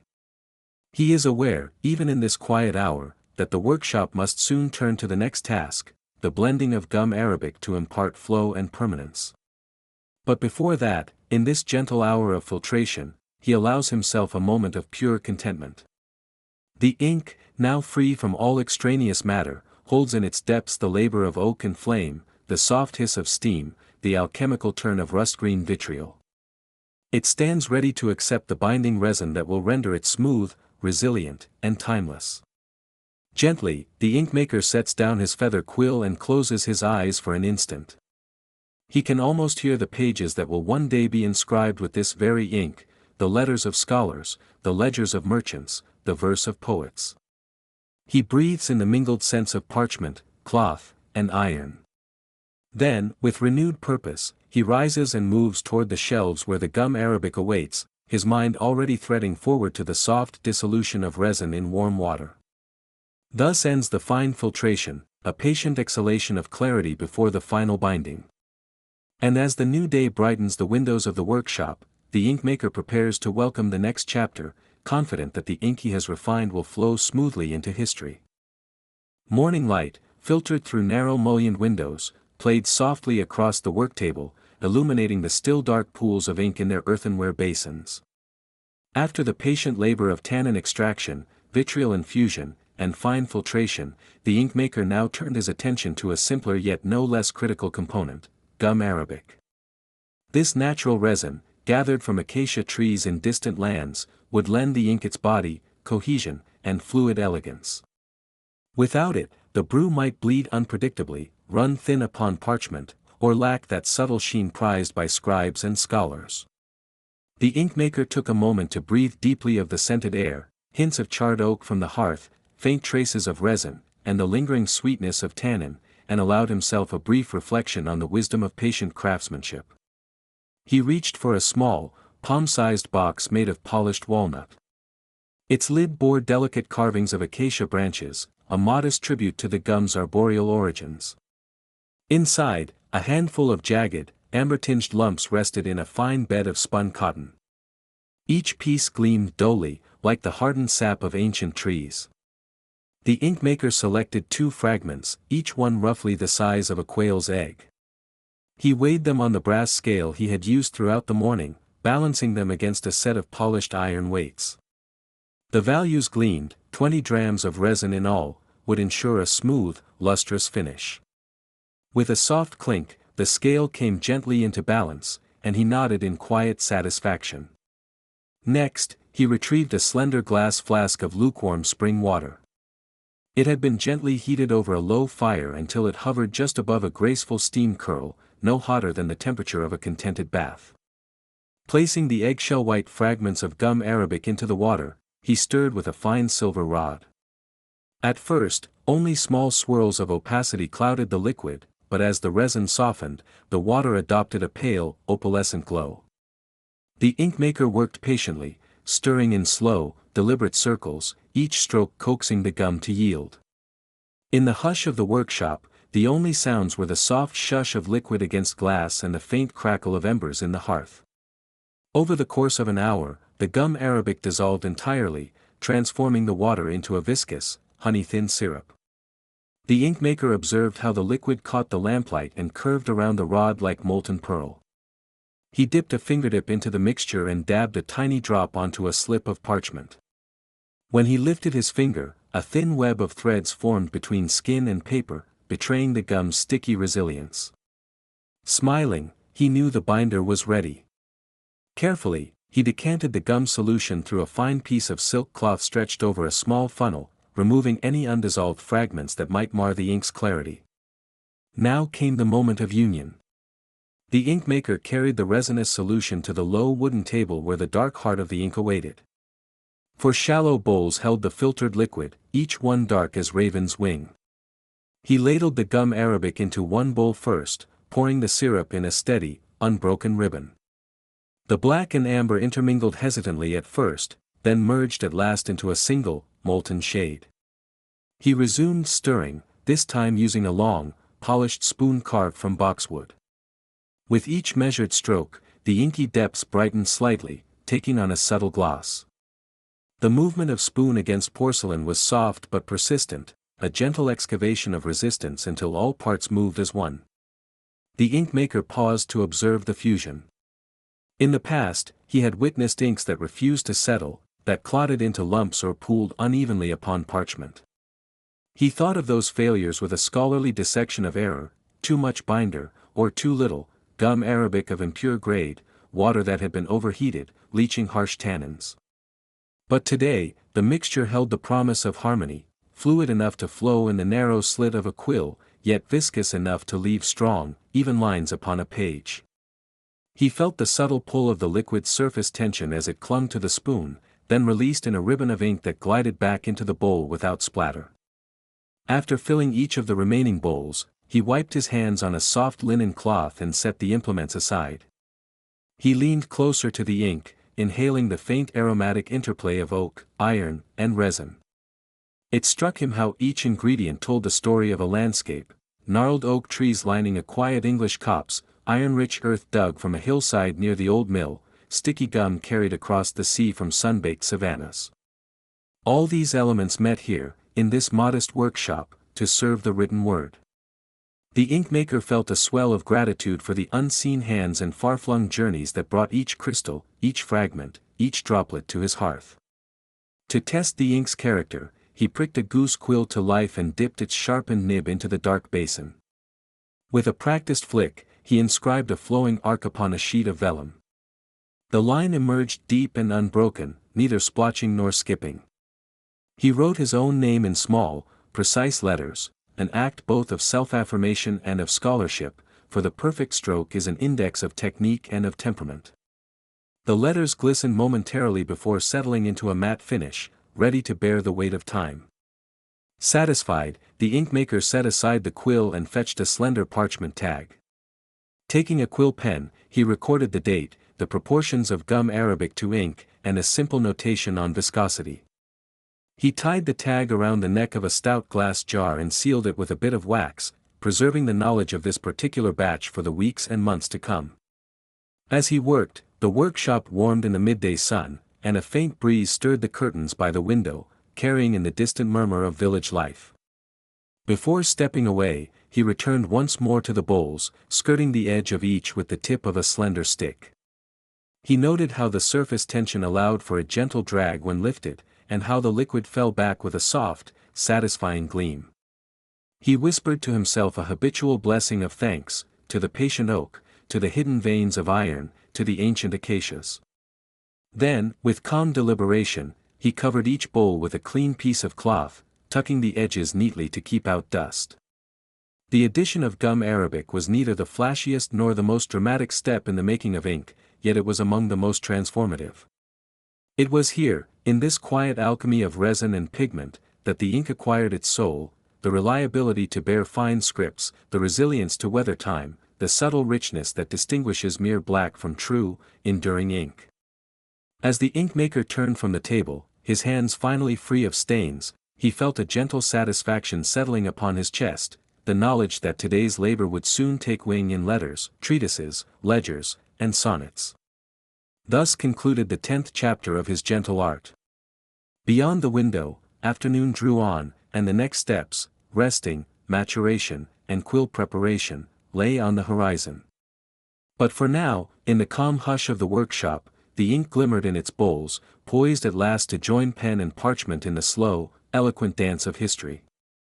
When the last small ripple of motion settled in the darkened basin, the inkmaker set down his stirring rod and leaned back on his stool. The batch he had coaxed into life over 3 hours now lay silent, its surface a placid mirror of deep obsidian.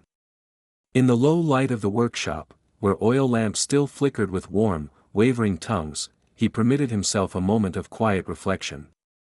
The air was suffused with the mingled aromas of scorched wood, dissolved resin, and something faintly sweet, the breath of gum arabic settling into promise. He watched as a single drop, clinging to the side of the copper pot, hesitated before slipping into the pool below, sending concentric rings outward in slow embrace. He rose then, moving with deliberate slowness, his worn leather slippers whispering on the rough flagstones. He reached for the nearest ceramic jar, lifting it carefully to his chest. Each vessel had been washed, drained, and warmed over the embers of a dying fire before today's preparation, ensuring no lingering dampness could invite spoilage. The inkmaker's fingers, stained a faint umber from repeated contact with tannin, brushed the cool surface of the jar as if greeting an old friend. He set it on the wooden bench and produced a length of parchment, torn from a larger sheet and trimmed to fit the jar's side. With a nib dipped in India ink, older stock, already matured, he inscribed the date in neat Gothic letters, Anno Domini 1723, Junii 14. Beneath, in smaller script, he noted the batch number, 4 digits corresponding to his private ledger, C125. Finally, he scribbled the weight in ounces, recorded earlier when the vessels had been weighed empty. Each stroke was a silent promise: this ink, when later drawn across vellum or cotton paper, would flow evenly, resist feathering, and stand the test of time. The inkmaker set aside his quill and took up a length of cotton cord, finely twisted and still supple from a soaking in beeswax. He cut a short piece with the click of his shears, fitting it snugly around the jar's neck. With practiced fingers, he tied a small, deliberate knot, pulling each end taut so that the cord lay flat against the ceramic rim. The knot itself he pressed gently with a thumb, then dripped a small bead of sealant wax over the crossing strands. The wax, a mixture of red tallow and ground resin, cooled almost instantly, binding the cord to the jar in a seal both practical and ornamental. He traced the wax with the head of his sealing iron, an ornate tool depicting a quill and inkwell set in a circle, and left an imprint that gleamed even in lamplight. He repeated the process with each freshly filled jar, labeling date, number, weight, binding cord, sealing wax. All the while, his mind drifted over the day's alchemical steps. He measured oak gall extract against vitriol, he coaxed the foam from the simmering brew, he filtered the mixture through successive layers of linen and felt, tireless work undertaken with a patient devotion that was, in itself, a form of contemplative ritual. Now, as evening smoothed the edge of daylight, he was reminded of the ancient scribes whose tomes had survived centuries, their ink still legible, their lines still true. He felt a quiet kinship with those hands of old, left anonymous by time, united in a common craft.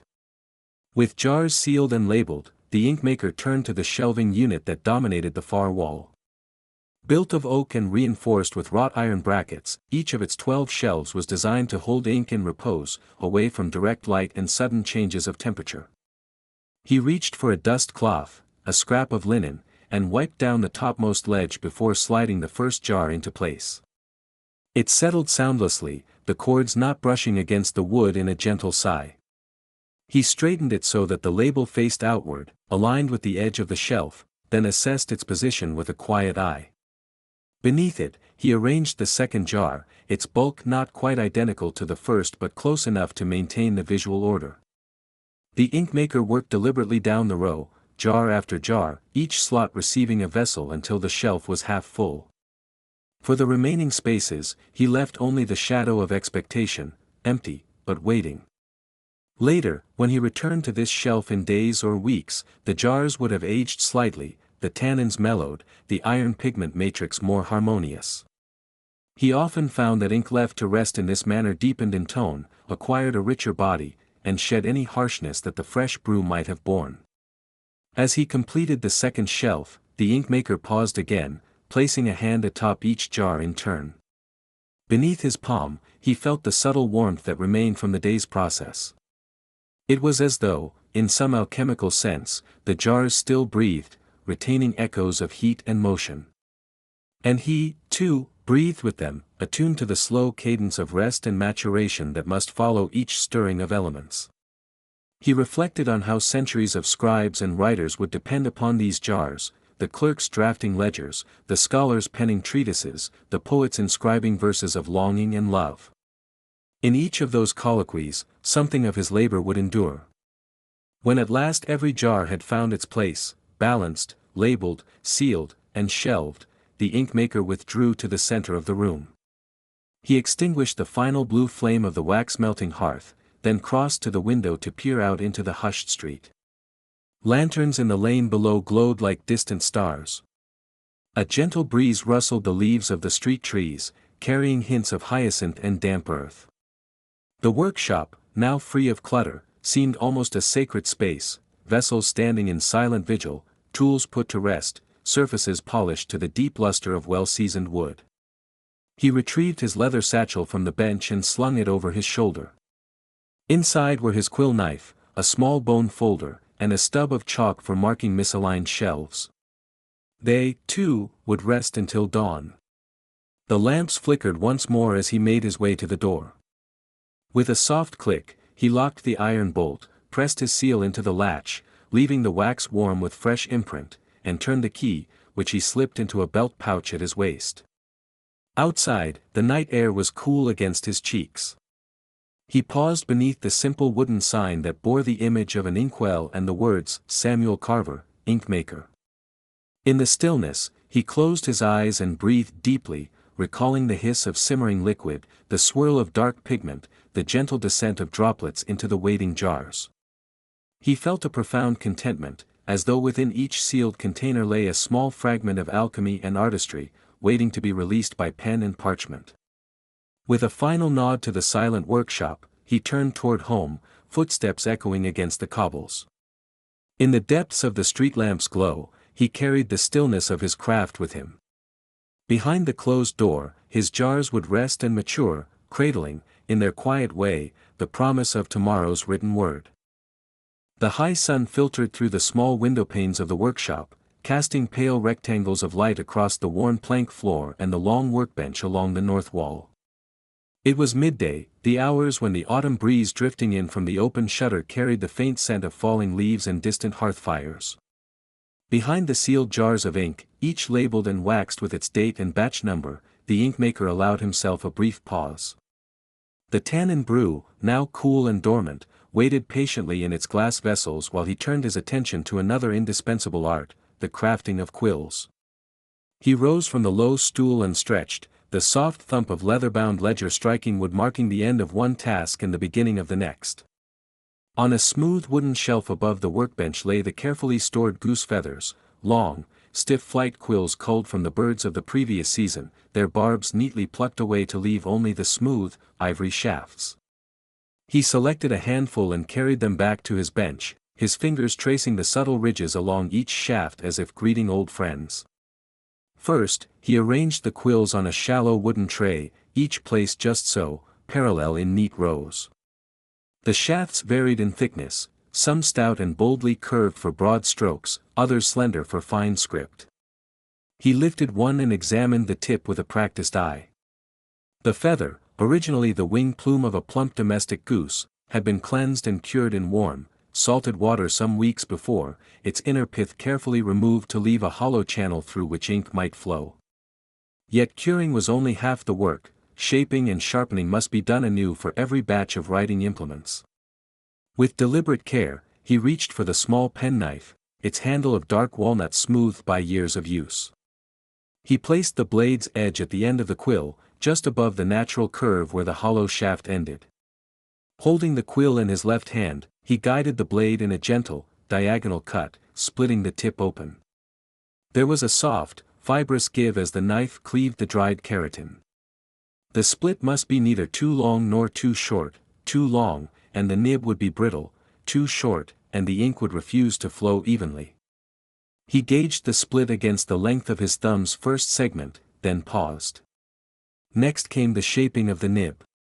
For that he turned to the fine whetstone set in a shallow trough hewn into the bench.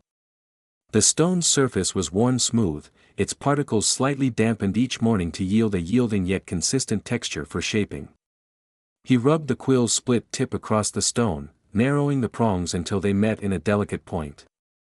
The quill sang faintly against the stone, a soft whisper of keratin on grit. He paused to breathe, attentive to the sensation beneath his fingertips, ensuring he felt neither jagged edges nor asymmetry. When the nib reached the perfect sharpness, he tested it on a scrap off-cut of parchment. Lifting a small jar of clear water, he moistened the tip, then pressed it gently to the vellum. A thin, pale line appeared, barely marking the skin. He studied the line's flow, too wet and it would bleed, too dry and it would skip. He nudged the nib back to the whetstone and, with the smallest of paring cuts, eased away minute fibers. Again he tested, this time achieving a fine, consistent trace of ink. Once he dipped it, the quill would glide as smoothly as a boat upon glass. Satisfied, he laid the quill in a carved wooden rack positioned at the edge of the bench. The rack's carved grooves had been fashioned from a single block of oak, each slot cut to cradle a quill at the proper angle so that the tip never warped or dulled. As he set the sharpened pen into its place, he turned to the next feather, repeating the delicate liturgy of cut, shape, and test. His hands moved in a quiet, rhythmic routine, the only sounds the soft rasp of the knife, the faint susurration of the whetstone, and the distant creak of a floorboard when the breeze stirred the shutter. With each quill prepared, the rack slowly filled, a choir of immaculate ivory pens awaiting the moment when they would be dipped into ink and set to parchment by a cleric or scholar. Between one match and the next, the inkmaker's thoughts drifted to the day's earlier labors, the pounding of galls, the simmering of tannin, the gentle alchemy of iron sulfate and gum arabic. Now the oils and pigments rested, their union sealed by time. Meanwhile, these quills would soon give voice to letters and contracts, poems and correspondence, silent partners to the liquid black gold he had wrought. He paused once more to rest his knife upon its leather sheath, leaning back as the bench creaked under the subtle shift of his weight. A stray shaft of sunlight caught a quill's curve, illuminating it like a pale beacon.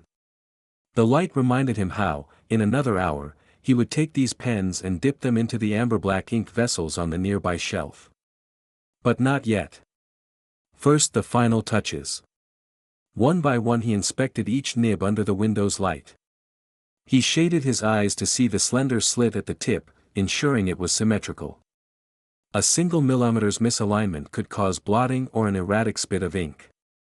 With a gentle hand, he corrected any irregularity with a touch of the whetstone, then polished the nib's edges on a fine linen cloth to remove any residual dust. His movements were unhurried, mindful, as though each might be a prayer to perfection. Between smoothed shafts and polished nibs, he kept a small brush to caress away stray keratin fragments. Even the slightest crumb lodged beneath the rift could mar the quill's passage across fine parchment. Once clean, each quill was wiped with a scrap of oiled cloth to bestow a slight sheen that would help resist moisture and maintain the nib's integrity. As the rack at his side filled with finished instruments, he took a moment to straighten the quill's barbs. Though plucked, they retained a pale halo that spoke of the feather's origins. He gently combed them with a small ivory pricker, restoring a sense of order, a reminder that quill and ink were born of living creatures and that each letter written bore that quiet legacy. At last, he stepped back, surveyed the row of quills lined like pens in a library, and reached for his leather satchel. Within its compartments lay pen knives, small whetstones of varied grit, spare brushes, and scraps of parchment for testing. He carefully placed the satchel atop the bench, closing its flap with a soft snap of brass buckle. Though the midday sun had warmed the workshop, the satchel's hide remained cool, its promise of mobility a counterpoint to the stillness of the ink jars behind him. In the hush that followed, he closed his eyes for a heartbeat, sensing the faint pulse of the day's labors echoing in the workshop walls. Soon, scholars and scribes would arrive for color trials, for samples on parchment, and for fresh quills, handsome in their simplicity. But at this moment, he stood between two acts, the alchemy of ink completed and the art of inscription poised to commence. He lifted the rack of quills and placed it beside the row of maturing inks, as though preparing for a silent conference of tools.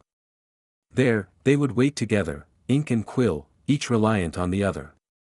Beyond this tranquil pause lay the next step, dipping nibs into dark pools, drawing lines that would endure upon vellum. But for now, the inkmaker took satisfaction in the stillness of midday, in the gentle precision of his craft, and in the slender shafts of ivory that would soon awaken under the hands of many writers. The quills were ready, and with them, the slow hymn of letters would soon begin. The pale winter sun had climbed higher in the sky by the time the inkmaker returned to his long oaken bench, its surface still cool to the touch despite the faint warmth filtering through the workshop's leaded windows. Jars of freshly matured ink stood patiently in neat rows along the edge of the bench, their glass bodies marked with wax seals and slender ribbons of parchment that bore batch numbers and dates. Nearby, a selection of goosequill pens, split, shaped, and honed against a fine whetstone just hours before, rested in their carved wooden rack, nibs catching the light like tiny polished blades set against darkened velvet. The inkmaker paused, one hand brushing a stray whisker of hair from his brow, inhaling the mingled scents of resinous gum arabic, beneath them the soft, earthy perfume of aged oak galls. He gathered a small copper spatula, its handle slender and cool, and dipped its tip into the first jar, a batch number 12, drawn from the week's earliest galleys. The metal glinted as he lifted it, trailing faint ribbons of ink that clung in gentle arcs before dropping onto a sheet of vellum stretched taut upon a wooden board. The velvety surface absorbed the inky droplet with quiet eagerness, and he smoothed it across the page in a slow, deliberate stroke, tracing a line twice the width of a hair, then another, and another. Each mark lay fresh and glossy at first, as dark as raven's wing, before slowly beginning to deepen, the bound tannins and iron salt settling into a soft matte finish. A slender glass ruler lay at hand, its edge cool against his finger as he measured the time. 30 seconds passed. The line held its wet gleam a moment longer, then dulled perceptibly, the surface reaching that precise balance between moisture and dryness that the inkmaker sought, enough dampness to glide beneath a quill's nib, yet no trace of tackiness that might smudge beneath an impatient thumb. Such a calibration could mean the difference between a crisp ledger entry and an errant blot that marred a clerk's painstaking script. He noted the result in a small journal, inscribing the time of setting alongside a shorthand mark that denoted the hue, a deep charcoal black, leaning neither too blue nor too brown, but holding its own quiet gravitas. Turning to a second jar, the inkmaker procured a fresh swatch of vellum, this one slightly more finely grained, the sort used by scholars and scribes whose quills danced across manuscript pages with graceful authority. With the spatula he drew a loop, then a dot, then a delicate crosshatch, all the while watching the ink flow in slender rivulets, its viscosity revealing itself in the way each line maintained a steadfast edge. If the line bled or feathered, it spoke of too much water, if it pooled or retreated from the tip of the spatula, the mixture skewed too stiff. Here, as elsewhere in his art, balance held the key. Gently, he lifted a glass dropper filled with clean spring water and introduced a single drop to the surface of the ink. The copper spatula traced another swathe, and he watched as the fresh line took shape, still dense, still fluid, but with a hint more sheen, a shade more responsive to the quill's feathered touch. Each new swatch found its place among the growing array of trials across the pale sheet. Squares of charcoal black, notes of russet brown, whispers of graphite gray, each carefully labeled in minute script along the margin. The inkmaker's lantern, stoked earlier in the day, now burned low at the far end of the bench, its honeyed glow illuminating the trials with a soft, steady warmth. In that light he could discern the faintest undertones, the subtle shifts in hue that separated a satisfactory batch from one that might endure for decades in the hands of a careful scribe. His eye, trained by years of alchemical observation, gleaned the minutiae, the slightest bloom of blue, the hint of warm brown at the stroke's edge. He stepped back, smoothing his woolen sleeve at the elbow, and reflected on the sequence of steps that had led him here. From the gathering of oak galls under autumn boughs to the measured crush in the mortar, the patient simmer of tannin, the careful addition of vitriol, and the layered filtration through linen, wool, and ultimately felt, each stage had contributed to the character of this ink. Even the warmth of the workshop, the steadiness of the fire's glow under the copper cauldron, bore upon the hue. Here, in this moment, he held the final measure of success in his hands. Yet he did not rest. A third jar awaited its test, enriched by a slightly greater proportion of gum arabic to lend a softer flow for those who wrote long treatises upon parchment scrolls. He lifted a slender feather, its nib freshly split, and dipped it into the dark liquid.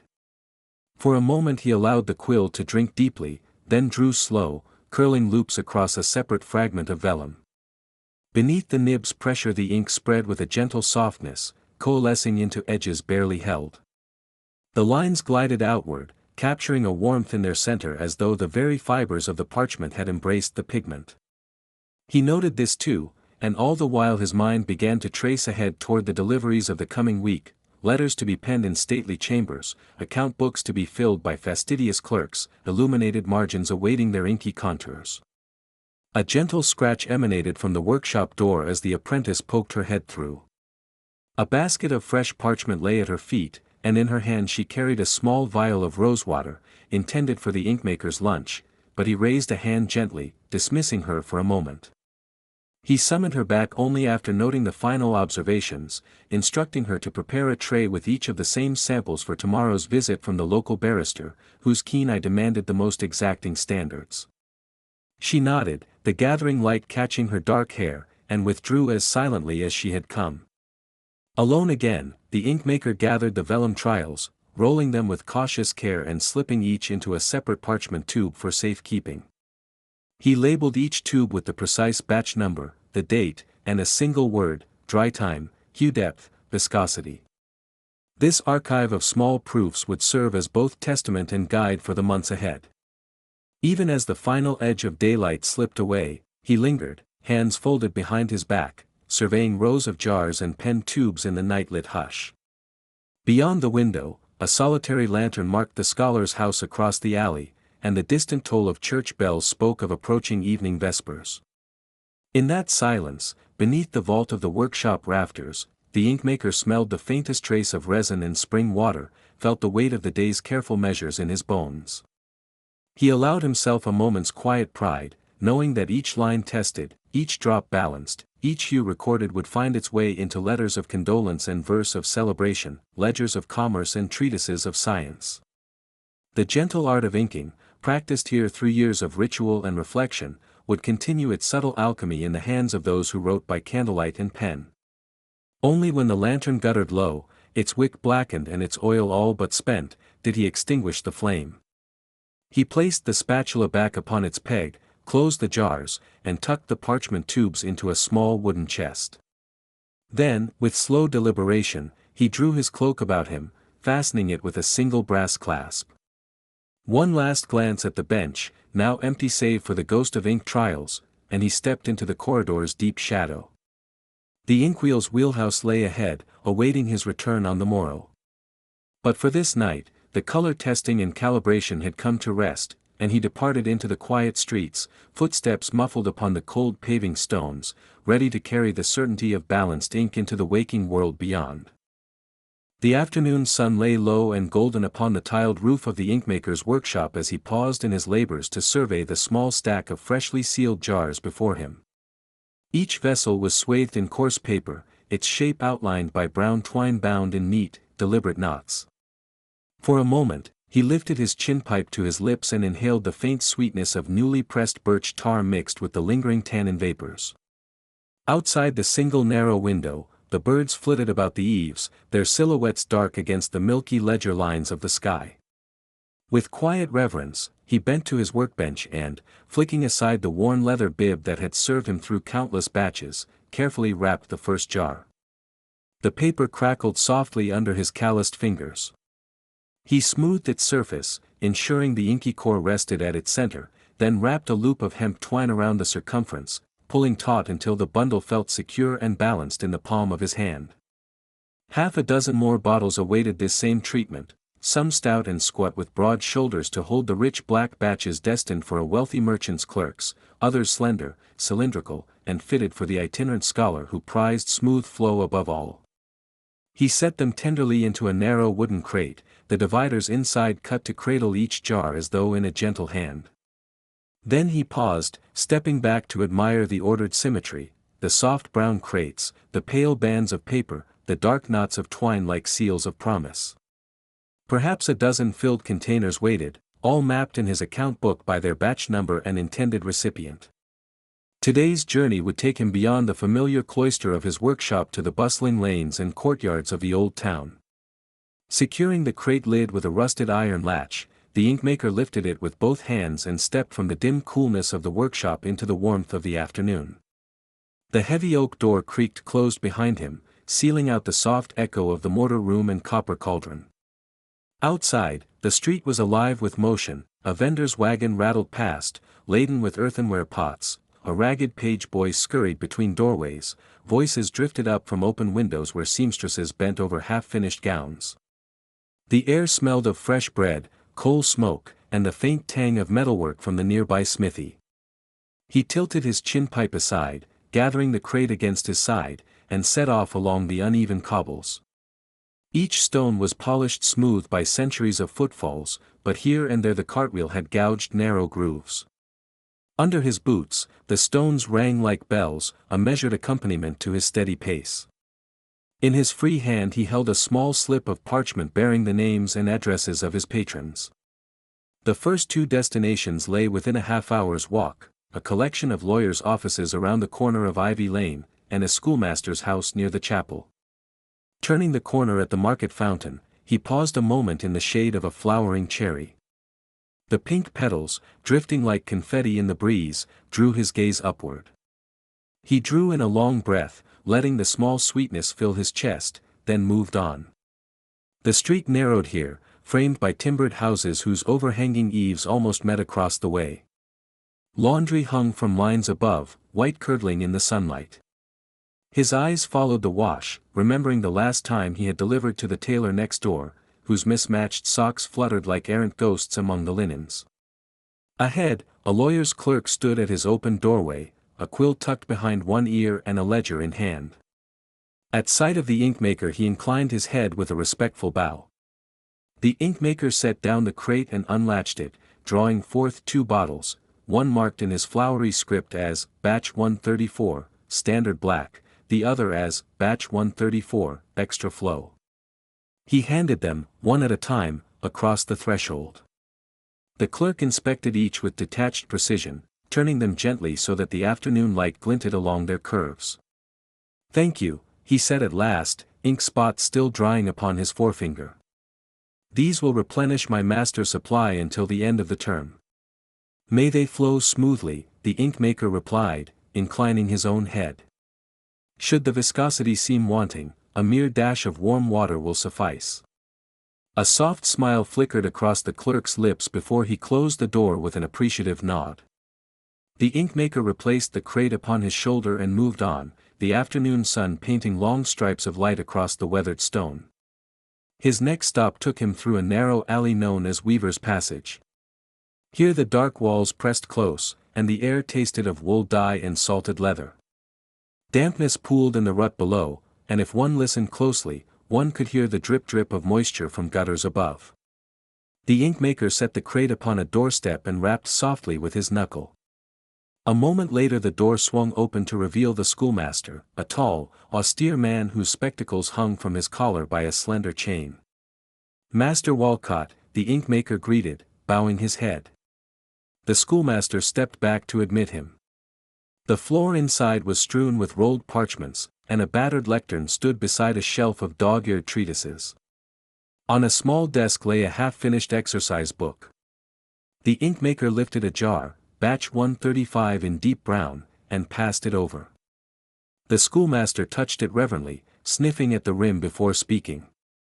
"The students will take joy in their practice, knowing each letter darkens at the stroke." The inkmaker offered a slight smile.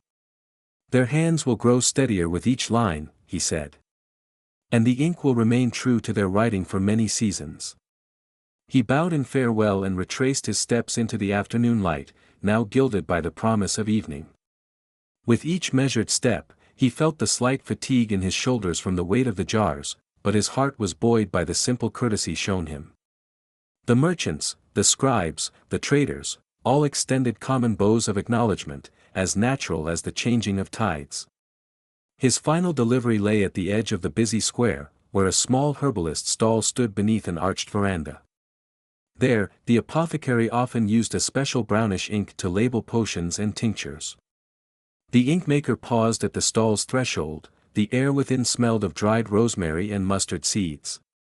He exchanged his crate for a basket of freshly cut lavender as payment, the purple blossoms nodding gently in the afternoon breeze. By the time he turned for home, the sun had sunk lower, and the sky glowed with the first faint blush of dusk. Lanterns were being lit in windows, casting mottled pools of light upon the stones.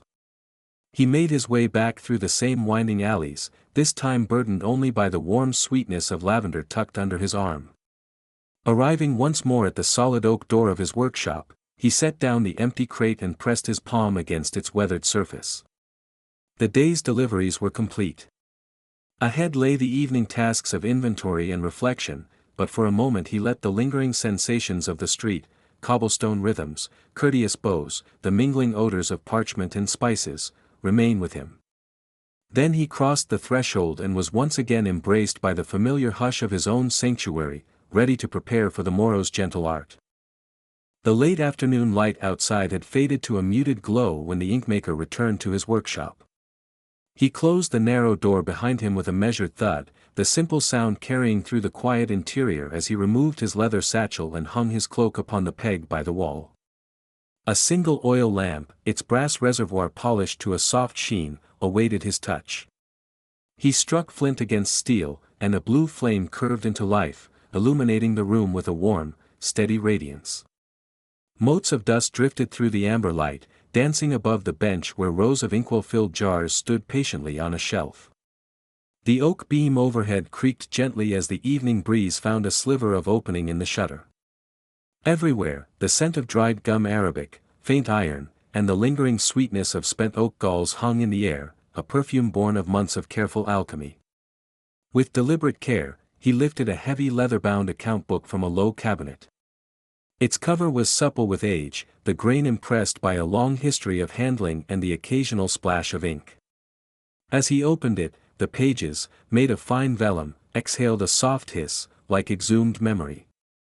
He turned through previous entries. Small neat flourishes in deep black iron gall ink recorded the day's early work, the simmering of tannins, the delicate addition of gum arabic. Setting a folded scrap of coarse paper beside him, he produced a fresh quill from the carved wooden rack, one of the dozen prepared that morning. He examined its finely carved nib under the lamp's glow before dipping it into a small glass of water to soften the fibers. Then, with a gentle hush of scribbled strokes, he began to record the final sales of the day. First, the ink jars. He counted each crock of matured ink, 6 small jars of standard black, each marked with the batch number and date, 4 larger jars of deep sepia, labeled for the scholar at the abbey, and 2 triangular flasks of violet-tinged ink, destined for the painter's palette. One by one he ticked their numbers, his quill scratching softly against the vellum.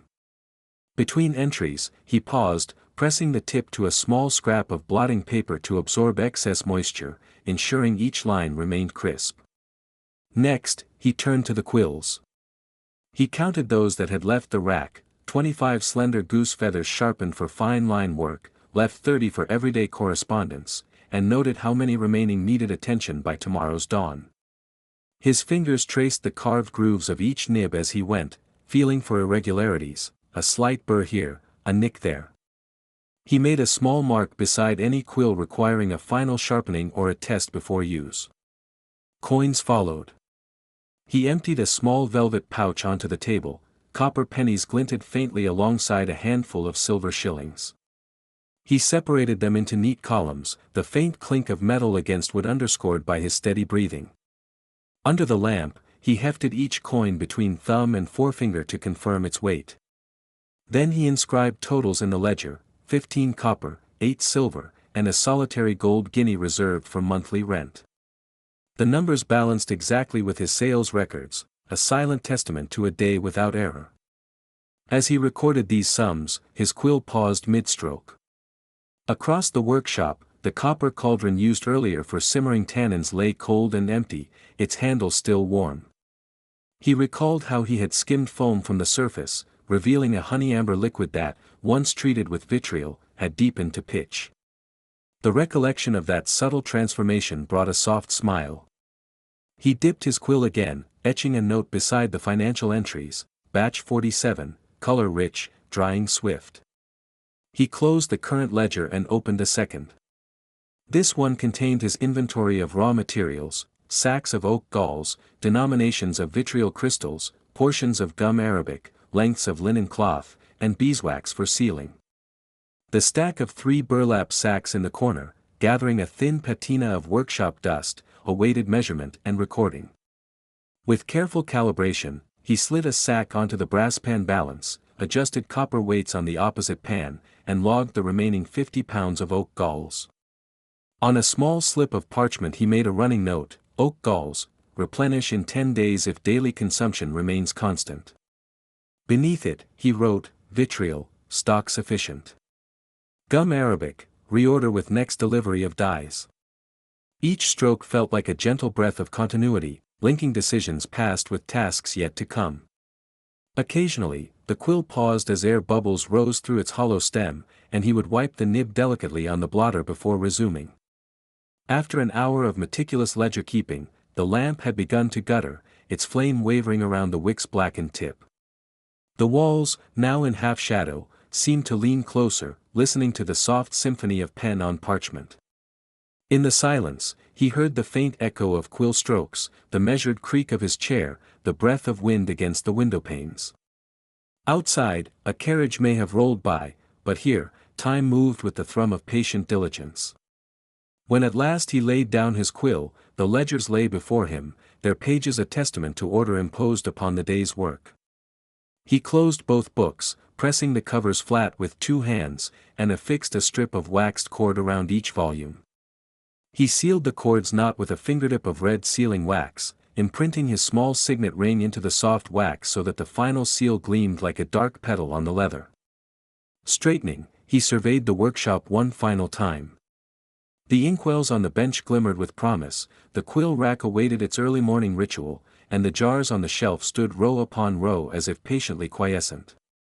On the account of this day, all balances had been cast, all figures aligned. The flicker of the lamp was now a steady glow once more, a reaffirmation of calm industry. With a contented exhale, he snuffed the lamp's flame with a small metal cap, sealing away the light. The workshop fell into a deep, steady quiet, broken only by the distant toll of a bell or the sigh of settling timbers. Folding his cloak about his shoulders, the inkmaker gathered his satchel and stepped toward the door, pausing to run a fond hand along the dusty windowsill.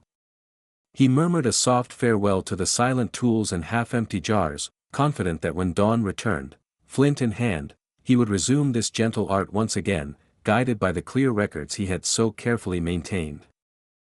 The light in the ink workshop had soft-edged qualities now, as the sun dipped toward the western rafters.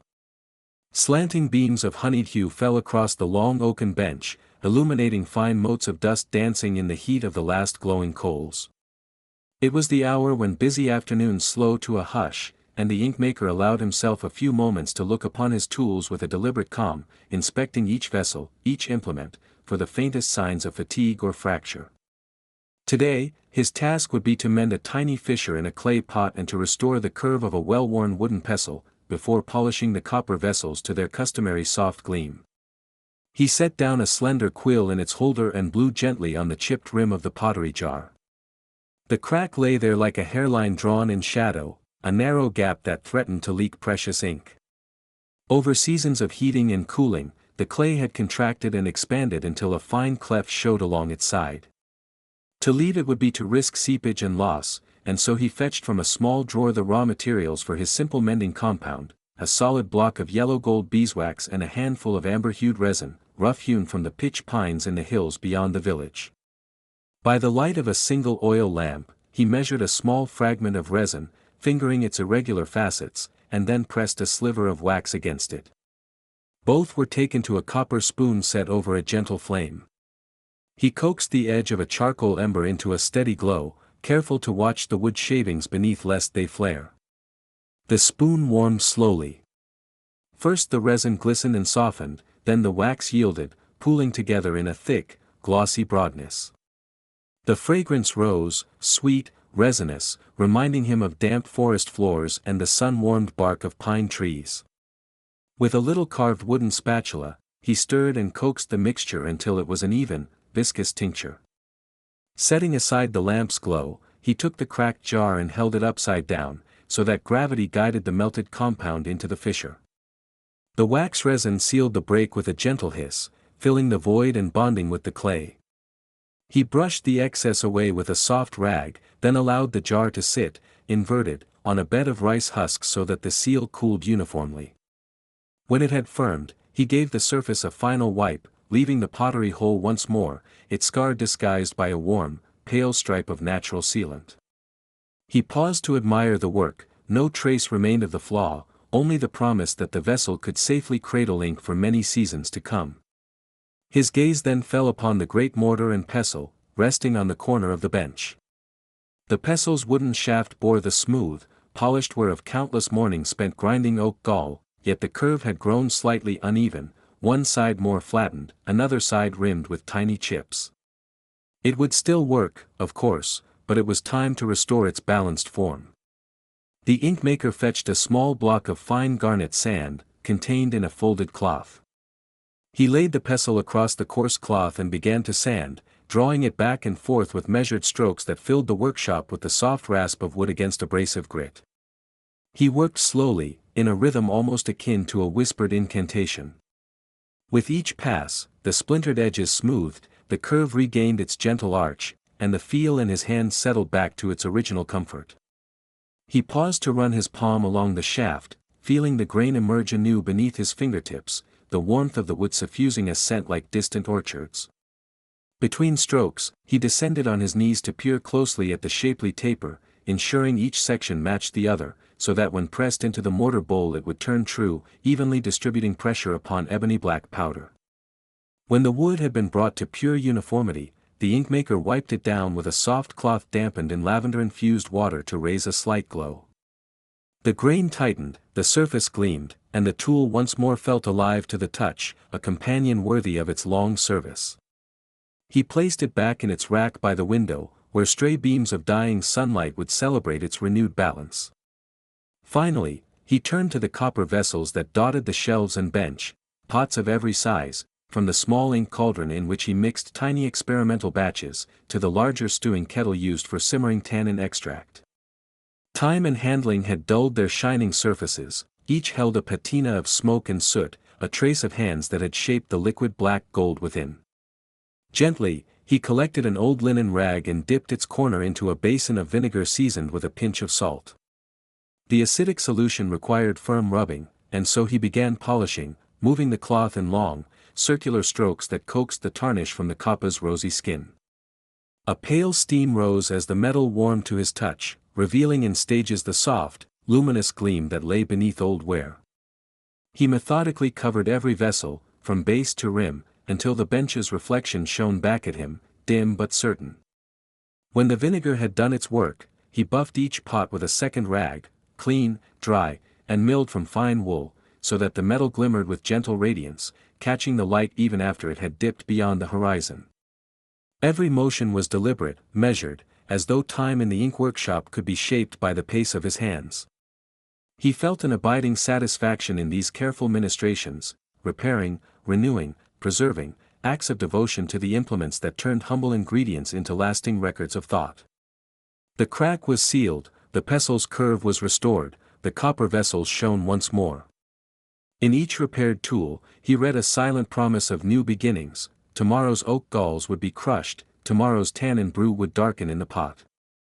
With the final vessel polished, he set down his rags and looked around the quiet space.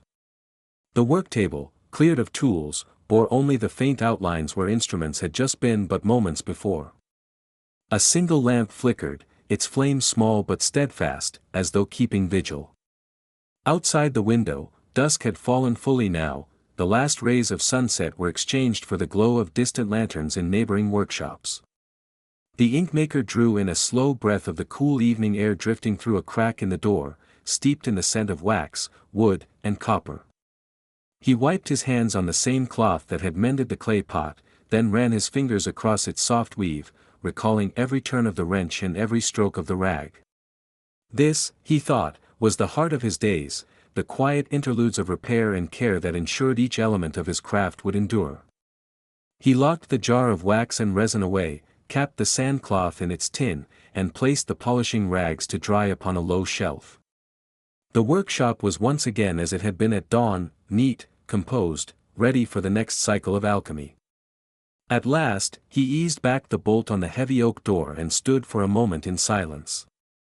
The lamp's glow reached him, soft and reassuring.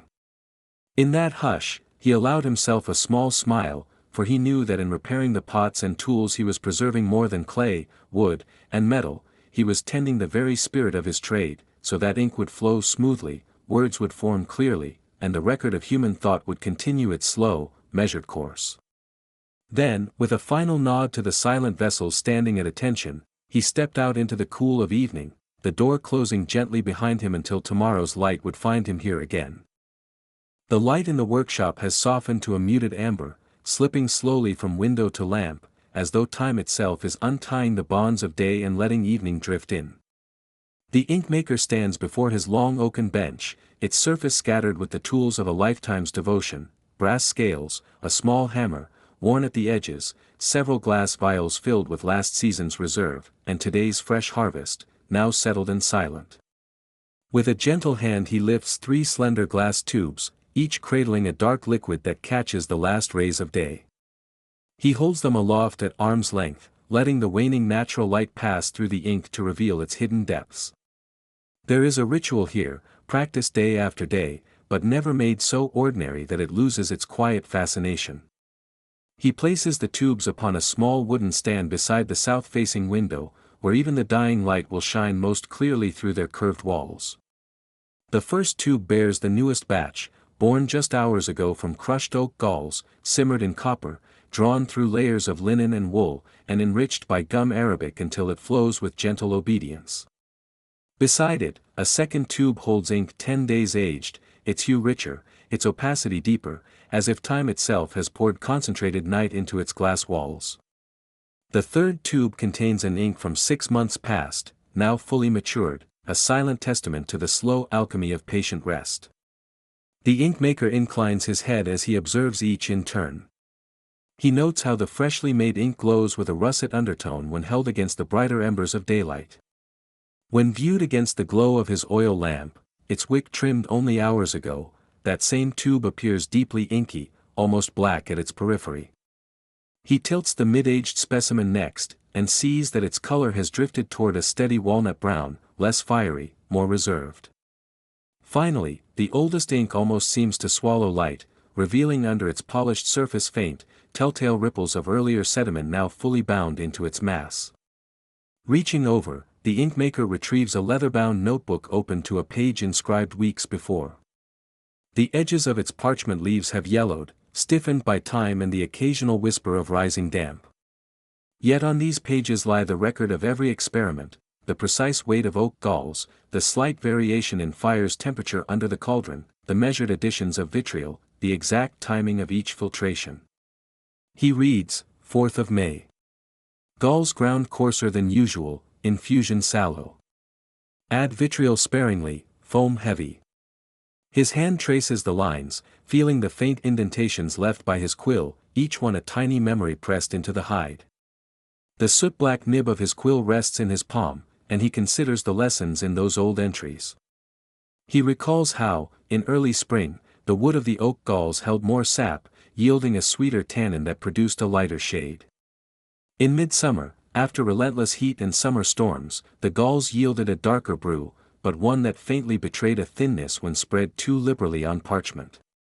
He remembers the trial, once milled more finely, and how that resulted in undue gumminess, requiring a careful recalibration of gum arabic and water. All these experiments are here, inked in looping script, a living journal of successes and stumbles. With the late light fading entirely, he lights a small lamp and places it behind the stand of glass tubes. Shadows leap and settle across the bench, giving the inks an almost supernatural glow. He dips the tip of a fresh quill into each in turn, bringing it near his tongue to sense the texture, the subtle bite of tannin, the slight metallic edge of iron. The action is deft and measured, intended not to consume but to feel. A single droplet rests on his tongue, and he perceives the contrast. The newest ink sings of brisk vitality, the mid-aged one whispers of mellow nuance, the oldest boasts of deep, unwavering permanence. It is a communion of senses, sight, touch, taste, inviting him to weigh the character of each fluid. Satisfied, he turns to another open folio, the pages held flat by a small brass weight. Here he records his evening impressions. His quill scratches softly, batch 23, unfiltered color clear under lamplight. Fresh tannin bite pronounced. Consider slight reduction in vitriol next time to enhance undertone. Underneath, he sketches a tiny swatch of ink, a rectangle of dark brown, and notes the time it takes to dry upon the vellum. Each drop of ink, each line of script, becomes part of an ever-evolving conversation between maker and material. The ink maker pauses, quill in hand, and surveys the room. The day's tools rest where they fell, quietly awaiting tomorrow's ministrations. The air smells faintly of resin and damp hide, mingled with the metallic whisper of iron. In the hush, he feels the steady pulse of ritual, the turning of seasons, the cycle of creation and repose. Outside, the faint rumble of distant carts has long stilled, and the world seems to hush around the workshop's heavy door. Finally, he closes his notebook and returns each glass tube to its place on the shelf, where they will sit quietly through the night. The oldest ink floats weightlessly in its tube like a still pond under moonlight, the middle-aged ink stands ready for whatever purpose the morrow might bring, the freshest sits poised at the edge of possibility, eager for its own journey from jar to quill to parchment. He tucks his quill behind his ear and extinguishes the lamp, leaving only a sliver of moonlight to guide him as he turns away. The evening reflection on color has been made, the comparisons drawn, the lessons noted. In the fading hours, in the calm that succeeds action, the inkmaker finds both satisfaction and quiet anticipation. For every new batch is not only the product of skill and patience but the prologue to the hours yet to come, when ink and quill will once more dance across paper, weaving words that outlast their maker and bear witness to the gentle art he practices with ever-deepening reverence. The narrow windows of the workshop have surrendered their last gold against the western sky. A soft, dusky quiet settles over every surface, the wide plank tables, the worn mortar, the row of small glass and earthenware jars patiently awaiting tomorrow's mixture. After the day's lingering reflections on color and texture, the inkmaker rises from his stool with measured calm. He breathes a gentle sigh of contentment, as if acknowledging that each day's labor, however subtle, merits its own careful closing ritual. In this hour, the slow practice of cleaning and caring for tools becomes both ceremony and promise, binding yesterday's work to tomorrow's possibilities. He begins by filling a shallow basin with clear, warm water drawn from the luted oak barrel at the back of the room. The water ripples softly as he lowers an old, blackened spoon and its new companion of shining brass. One by one, he blots clinging droplets of residual tannin from their bowls and handles. His fingertips trace the smooth curve of each utensil, noting where the dark ink has settled into tiny crevices. The copper spoons, once spattered with russet hues, now glow faintly, forgiving the day's use in exchange for his diligent ministrations. Rising to his feet, he retrieves a bundle of coarse linen towels, each worn thread bearing witness to countless washings and wrung-out rinse waters. With deliberate care, he transfers the utensils into the linens for a gentle polish. The cloth whispers over metal and wood, absorbing every trace of moisture. Even after days of practice, he favors this tactile connection, the slight resistance under his hand as the towel schemes a spoon's rim, the faint hint of linen fibers against copper or steel. For each article, he repeats the motion until no speck of damp remains, an unhurried process, thoughtful at each turn.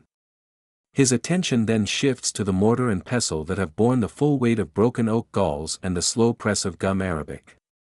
The mortar's heavy bowl, stained a deep charcoal by tannin pastes, rests on a coarse shelf. Beside it lies the pestle, its rounded head nicked by many a grind. Stepping closer, he turns on a single lamp, a small glass chimney enclosing an olive oil flame.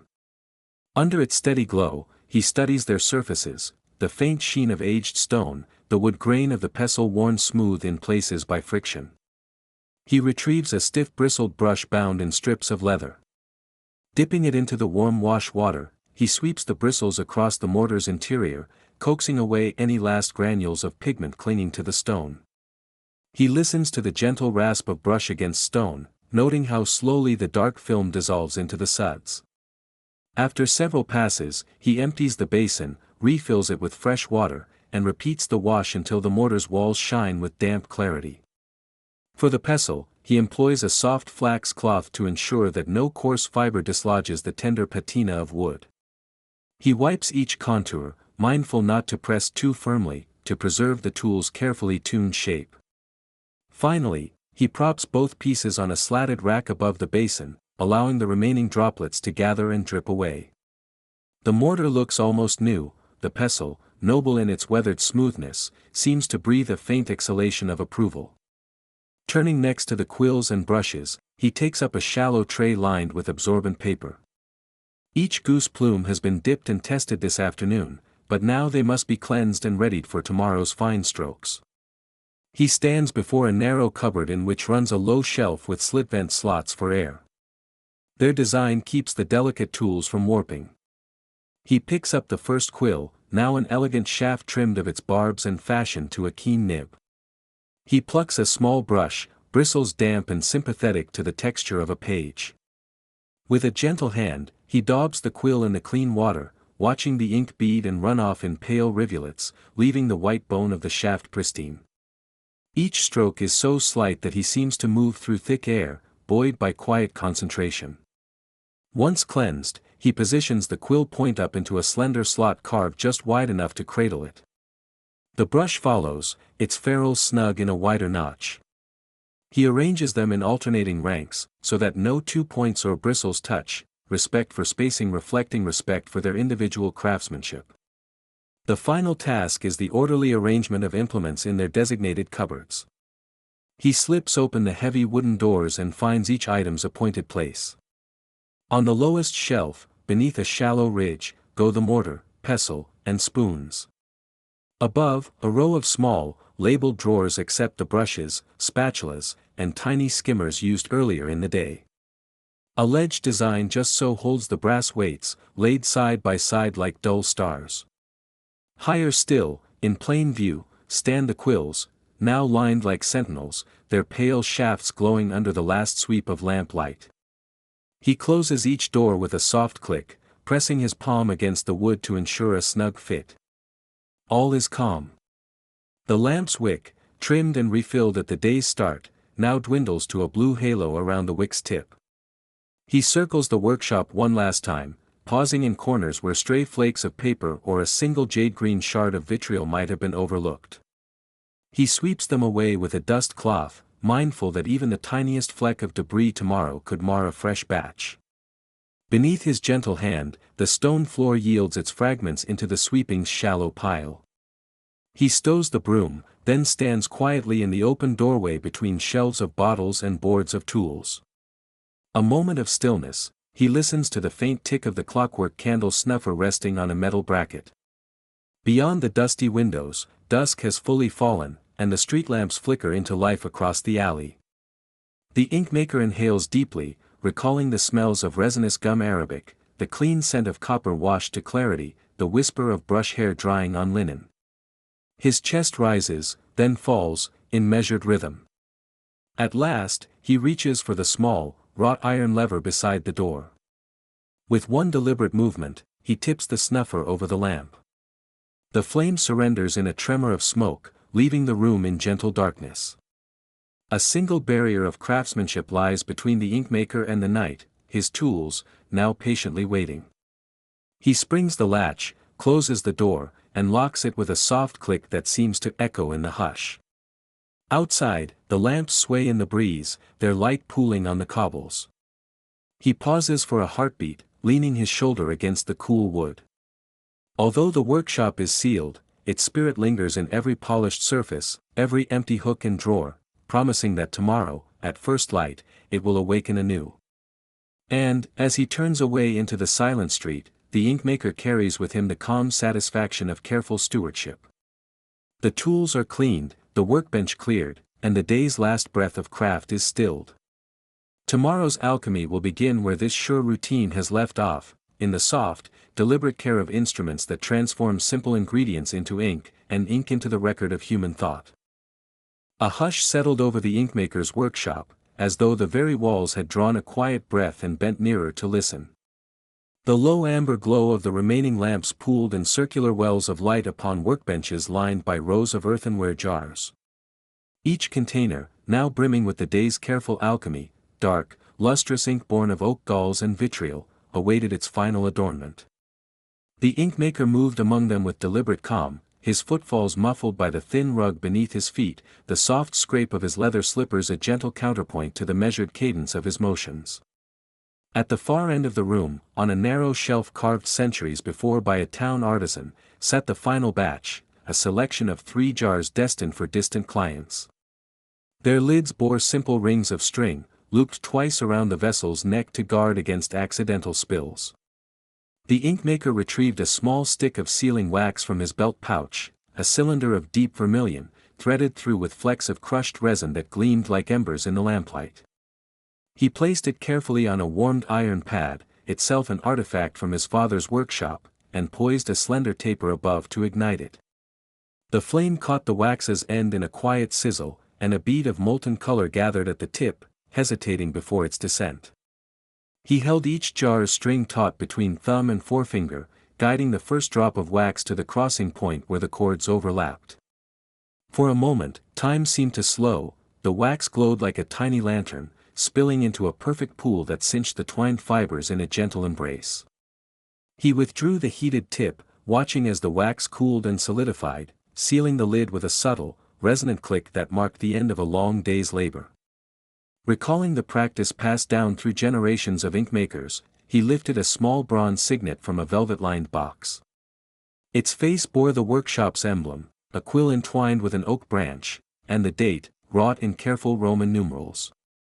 Holding the cooled wax with a practiced finger, he pressed the signet firmly into the surface, leaving an impression of fine ridges and a shallow basin in the crimson seal. The wax, still warm beneath his touch, accepted the design in full, its edges flaring slightly as it spread. The inkmaker allowed it another moment to set. Around him, the remaining lamps cast dancing shadows on mortar and pestle, on bowls of gum arabic powder, on parchments new and old pinned against the walls. He knew that by securing this final seal, he bound his daily work to a tradition revered by scribes and scholars alike, each stamp a silent promise of quality and trust. Once the signet was lifted, he examined the result. The wax held crisp lines where the quill's feathers met the bark of the oak, and the numerals marked this day's culmination. With a faint, contented sigh, he turned his attention to the smaller tasks that still awaited completion. A scrap of cloth lay nearby, and he used it to wipe stray flecks of wax from the jar's rims. Then, deftly, he untied the remaining bundles of string and laid them in a neat coil for tomorrow's use. The workshop had grown cool as twilight surrendered to evening. The inkmaker moved through the space with quiet reverence, gathering tools by the arc of the workbench, the mortar, its pestle, bowls smoothed by years of stirring. Each implement was washed in clear spring water, then dried on linen cloths.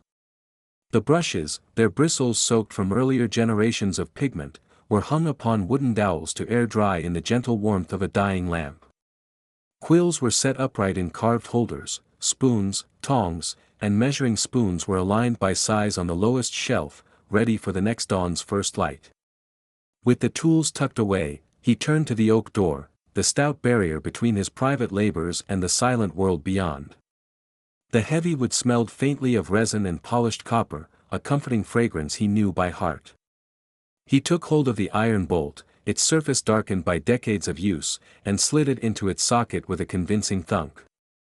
The mechanism gave, the bolt locking into place, and the door grew still as stone. Outside, the alley's cobblestones lay empty now, save for a stray moonbeam or two that filtered through the high windows. Inside, only 2 lamps remained alight, a modest oil lamp perched on a high shelf and a smaller one beside the door, its brass stand catching glints of light. The inkmaker folded back his coat sleeve and reached for a taper. He guided its flame to the lamp beside him. The wick's soft glow flickered once before bowing out, releasing a thin curl of smoke that spiraled upward. The lampshade, shaped from oiled parchment, dimmed to darkness. He moved with the same unhurried care to the second lamp by the shelf. A gentle breath stifled its flame, and the room sank into quiet, relieved darkness. A single beam of moonlight streamed through a high casement window near the ceiling, falling on the jars now sealed and stowed along the back wall. Their shadows pooled beneath them like inkwells waiting to fill a pen. The inkmaker paused in the doorway, his hand still resting on the cool iron latch. He stood with shoulders eased from the day's tension, his mind gathering the final impressions of tasks fulfilled. In that moment, he felt the workshop breathe in unison with him, its mortar, its cauldrons, its vessels all silent guardians of centuries-old craft. He closed his eyes for a moment, recalling the gentle hiss of steam from the simmering copper vat, the soft crackle of oak galls under the pestle's weight, the whisper of ink through fine filters. Each memory carried the soft patina of ritual, of days woven together by patient repetition and thoughtful care. Tomorrow, he would strike flint again at dawn, and the cycle would begin anew. But now, in this solitary reverie, his workshop lay secure, each jar sealed, each tool stowed, each lamp extinguished. The heavy oak door stood between the silence within and the sleeping town without, its lock a quiet testament to the inkmaker's diligent stewardship. With one last glance at the workshop's faintly luminous back wall, he turned the bolt once more and stepped into the cool night, leaving behind the still-living heart of his craft, ready to rest until morning's first light. The inkmaker paused beneath the simple wooden lintel of his shop, the heavy oak door closed behind him with a muffled thud. A pale silver of moonlight filtered through the narrow lane outside, washing the rough-hewn boards of the facade with a gentle glow. He leaned against the doorframe, shoulders loosening at last, as quiet settled around him like a soft woolen cloak. Above, pinpricks of starlight pierced the deep indigo sky, each one distant yet unwavering in its vigil. The faint scent of damp earth rose from the cobbles at his feet, carried on a breeze that whispered through the narrow street, rustling loose papers pinned to a shuttered window. For a moment, he let the hush of the night envelope him. The steady rhythm of his breath matched the gentle pulse of the world going to rest. Far off, a barn owl traced silent arcs across the heavens, its solitary flight a reminder that all through the quiet hours, life continued in subtle, unhurried forms. In the stillness, the day's work unfurled gently behind his eyelids, the hiss of steam rising in the copper cauldron, the soft crackle of oak gall fragments under the pestle, the precise weighting of vitriol crystals on delicate brass scales. He closed his eyes, recalling the warmth of the kiln room as he skimmed off pale foam from the tannin infusion, the sly glow of embers beneath the copper pot as the brew deepened to an inky shade. He could feel again the smooth heft of a quill shaped by his own steady hand, the fine edge of its newly sharpened nib slicing across crisp, cold parchment. The memory of the dark, glossy drips passing through layers of linen and wool, each drop dragging itself toward its appointed vessel below, filled his mind with quiet satisfaction. Each of these small triumphs, repeated day after day, shaped the quality of ink that would adorn the pages of treaties, the letters of loved ones, and the ledgers of merchants. A gentle wind stirred the loose hairs at his temple, carrying the faint fragrance of lavender from the neighboring window box and the microscopic tang of iron from his memory of the vitriol. He inhaled deeply, as if drawing in all that remained of the workshop's atmosphere. In that lifted breath, he found solace. Every moment of meticulous labor, every measurement and filtration, had conspired to shape something both practical and enduring. Ink, though unassuming, bore witness to human thought and commerce alike. Its substance shimmered with possibility, awaiting the day when it would be pressed into service once more. The lantern he carried had long since burned low, its last wick singing its final sputter before extinguishing in a soft sigh. Now, the workbench lay deserted, scattered only with the barest traces of scattered sands and the faded semblance of a hastily jotted note. Under the arching eaves of the front window, the jars of resting ink glinted in the moonlight, amber, russet, and deepest ebony, each sealed with its tiny wax cord, each marked with dates and batch numbers. They stood like sentinels of time, awaiting the dawn when their true purpose would be revealed upon the stroke of a scholar's quill. His thoughts drifted ahead to tomorrow's tasks, the steady procession of oak galls that would be lifted anew from their burlap sacks, the careful balancing of grains on brass scales, the rhythmic turning of mortar and pestle until the coarse powder was tamed. Yet in this brief hour, the ink-maker allowed himself a moment free of obligation. Sleep beckoned like a soft invitation, and he straightened, pressing both hands to the weathered timber of the door. The cool grain reassured him of the hours spent behind that threshold, hours of measured calm and focused endeavor. He stepped out onto the narrow street and turned to lock the shop door in earnest. The key, cold metal shaped by repetitive use, slid into its slot with a familiar click. With a half-turn, the bolt drew home, and the door refused to budge. Satisfied, he tucked the key into the inside pocket of his coat. Then, in the hush between two breaths of night, he surveyed the empty lane. No carriage rattled to a stop, no lantern glow bobbed in hurried haste.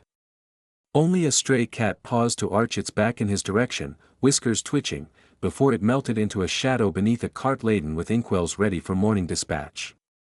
He began his slow walk home, each step resounding softly on the time-worn cobbles.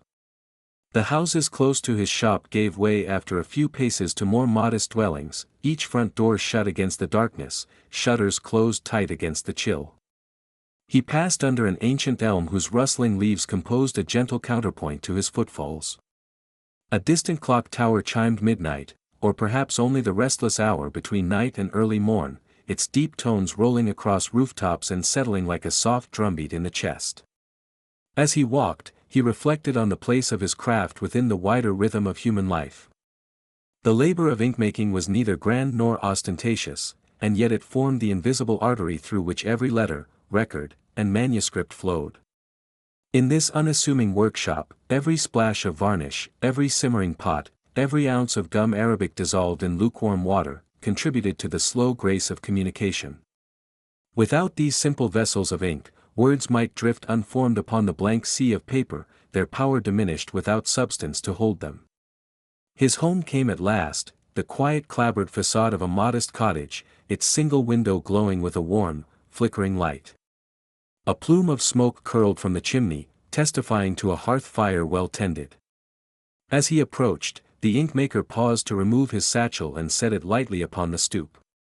He loosened his neckcloth and brushed an errant smudge of ink from the cuff of his sleeve, a slow smile rising to his lips at the stubborn proof of a day well spent. Inside, the air was fragrant with the simplicity of baked bread and steeping tea.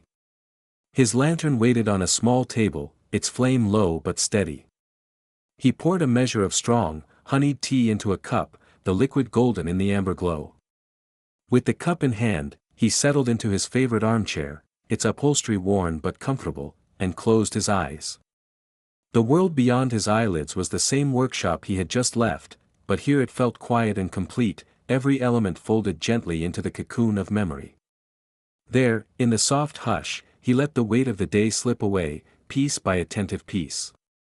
He felt the gentle tug of drowsiness at his lids, as though each eyelash were a single quill pressing down upon the parchment of consciousness.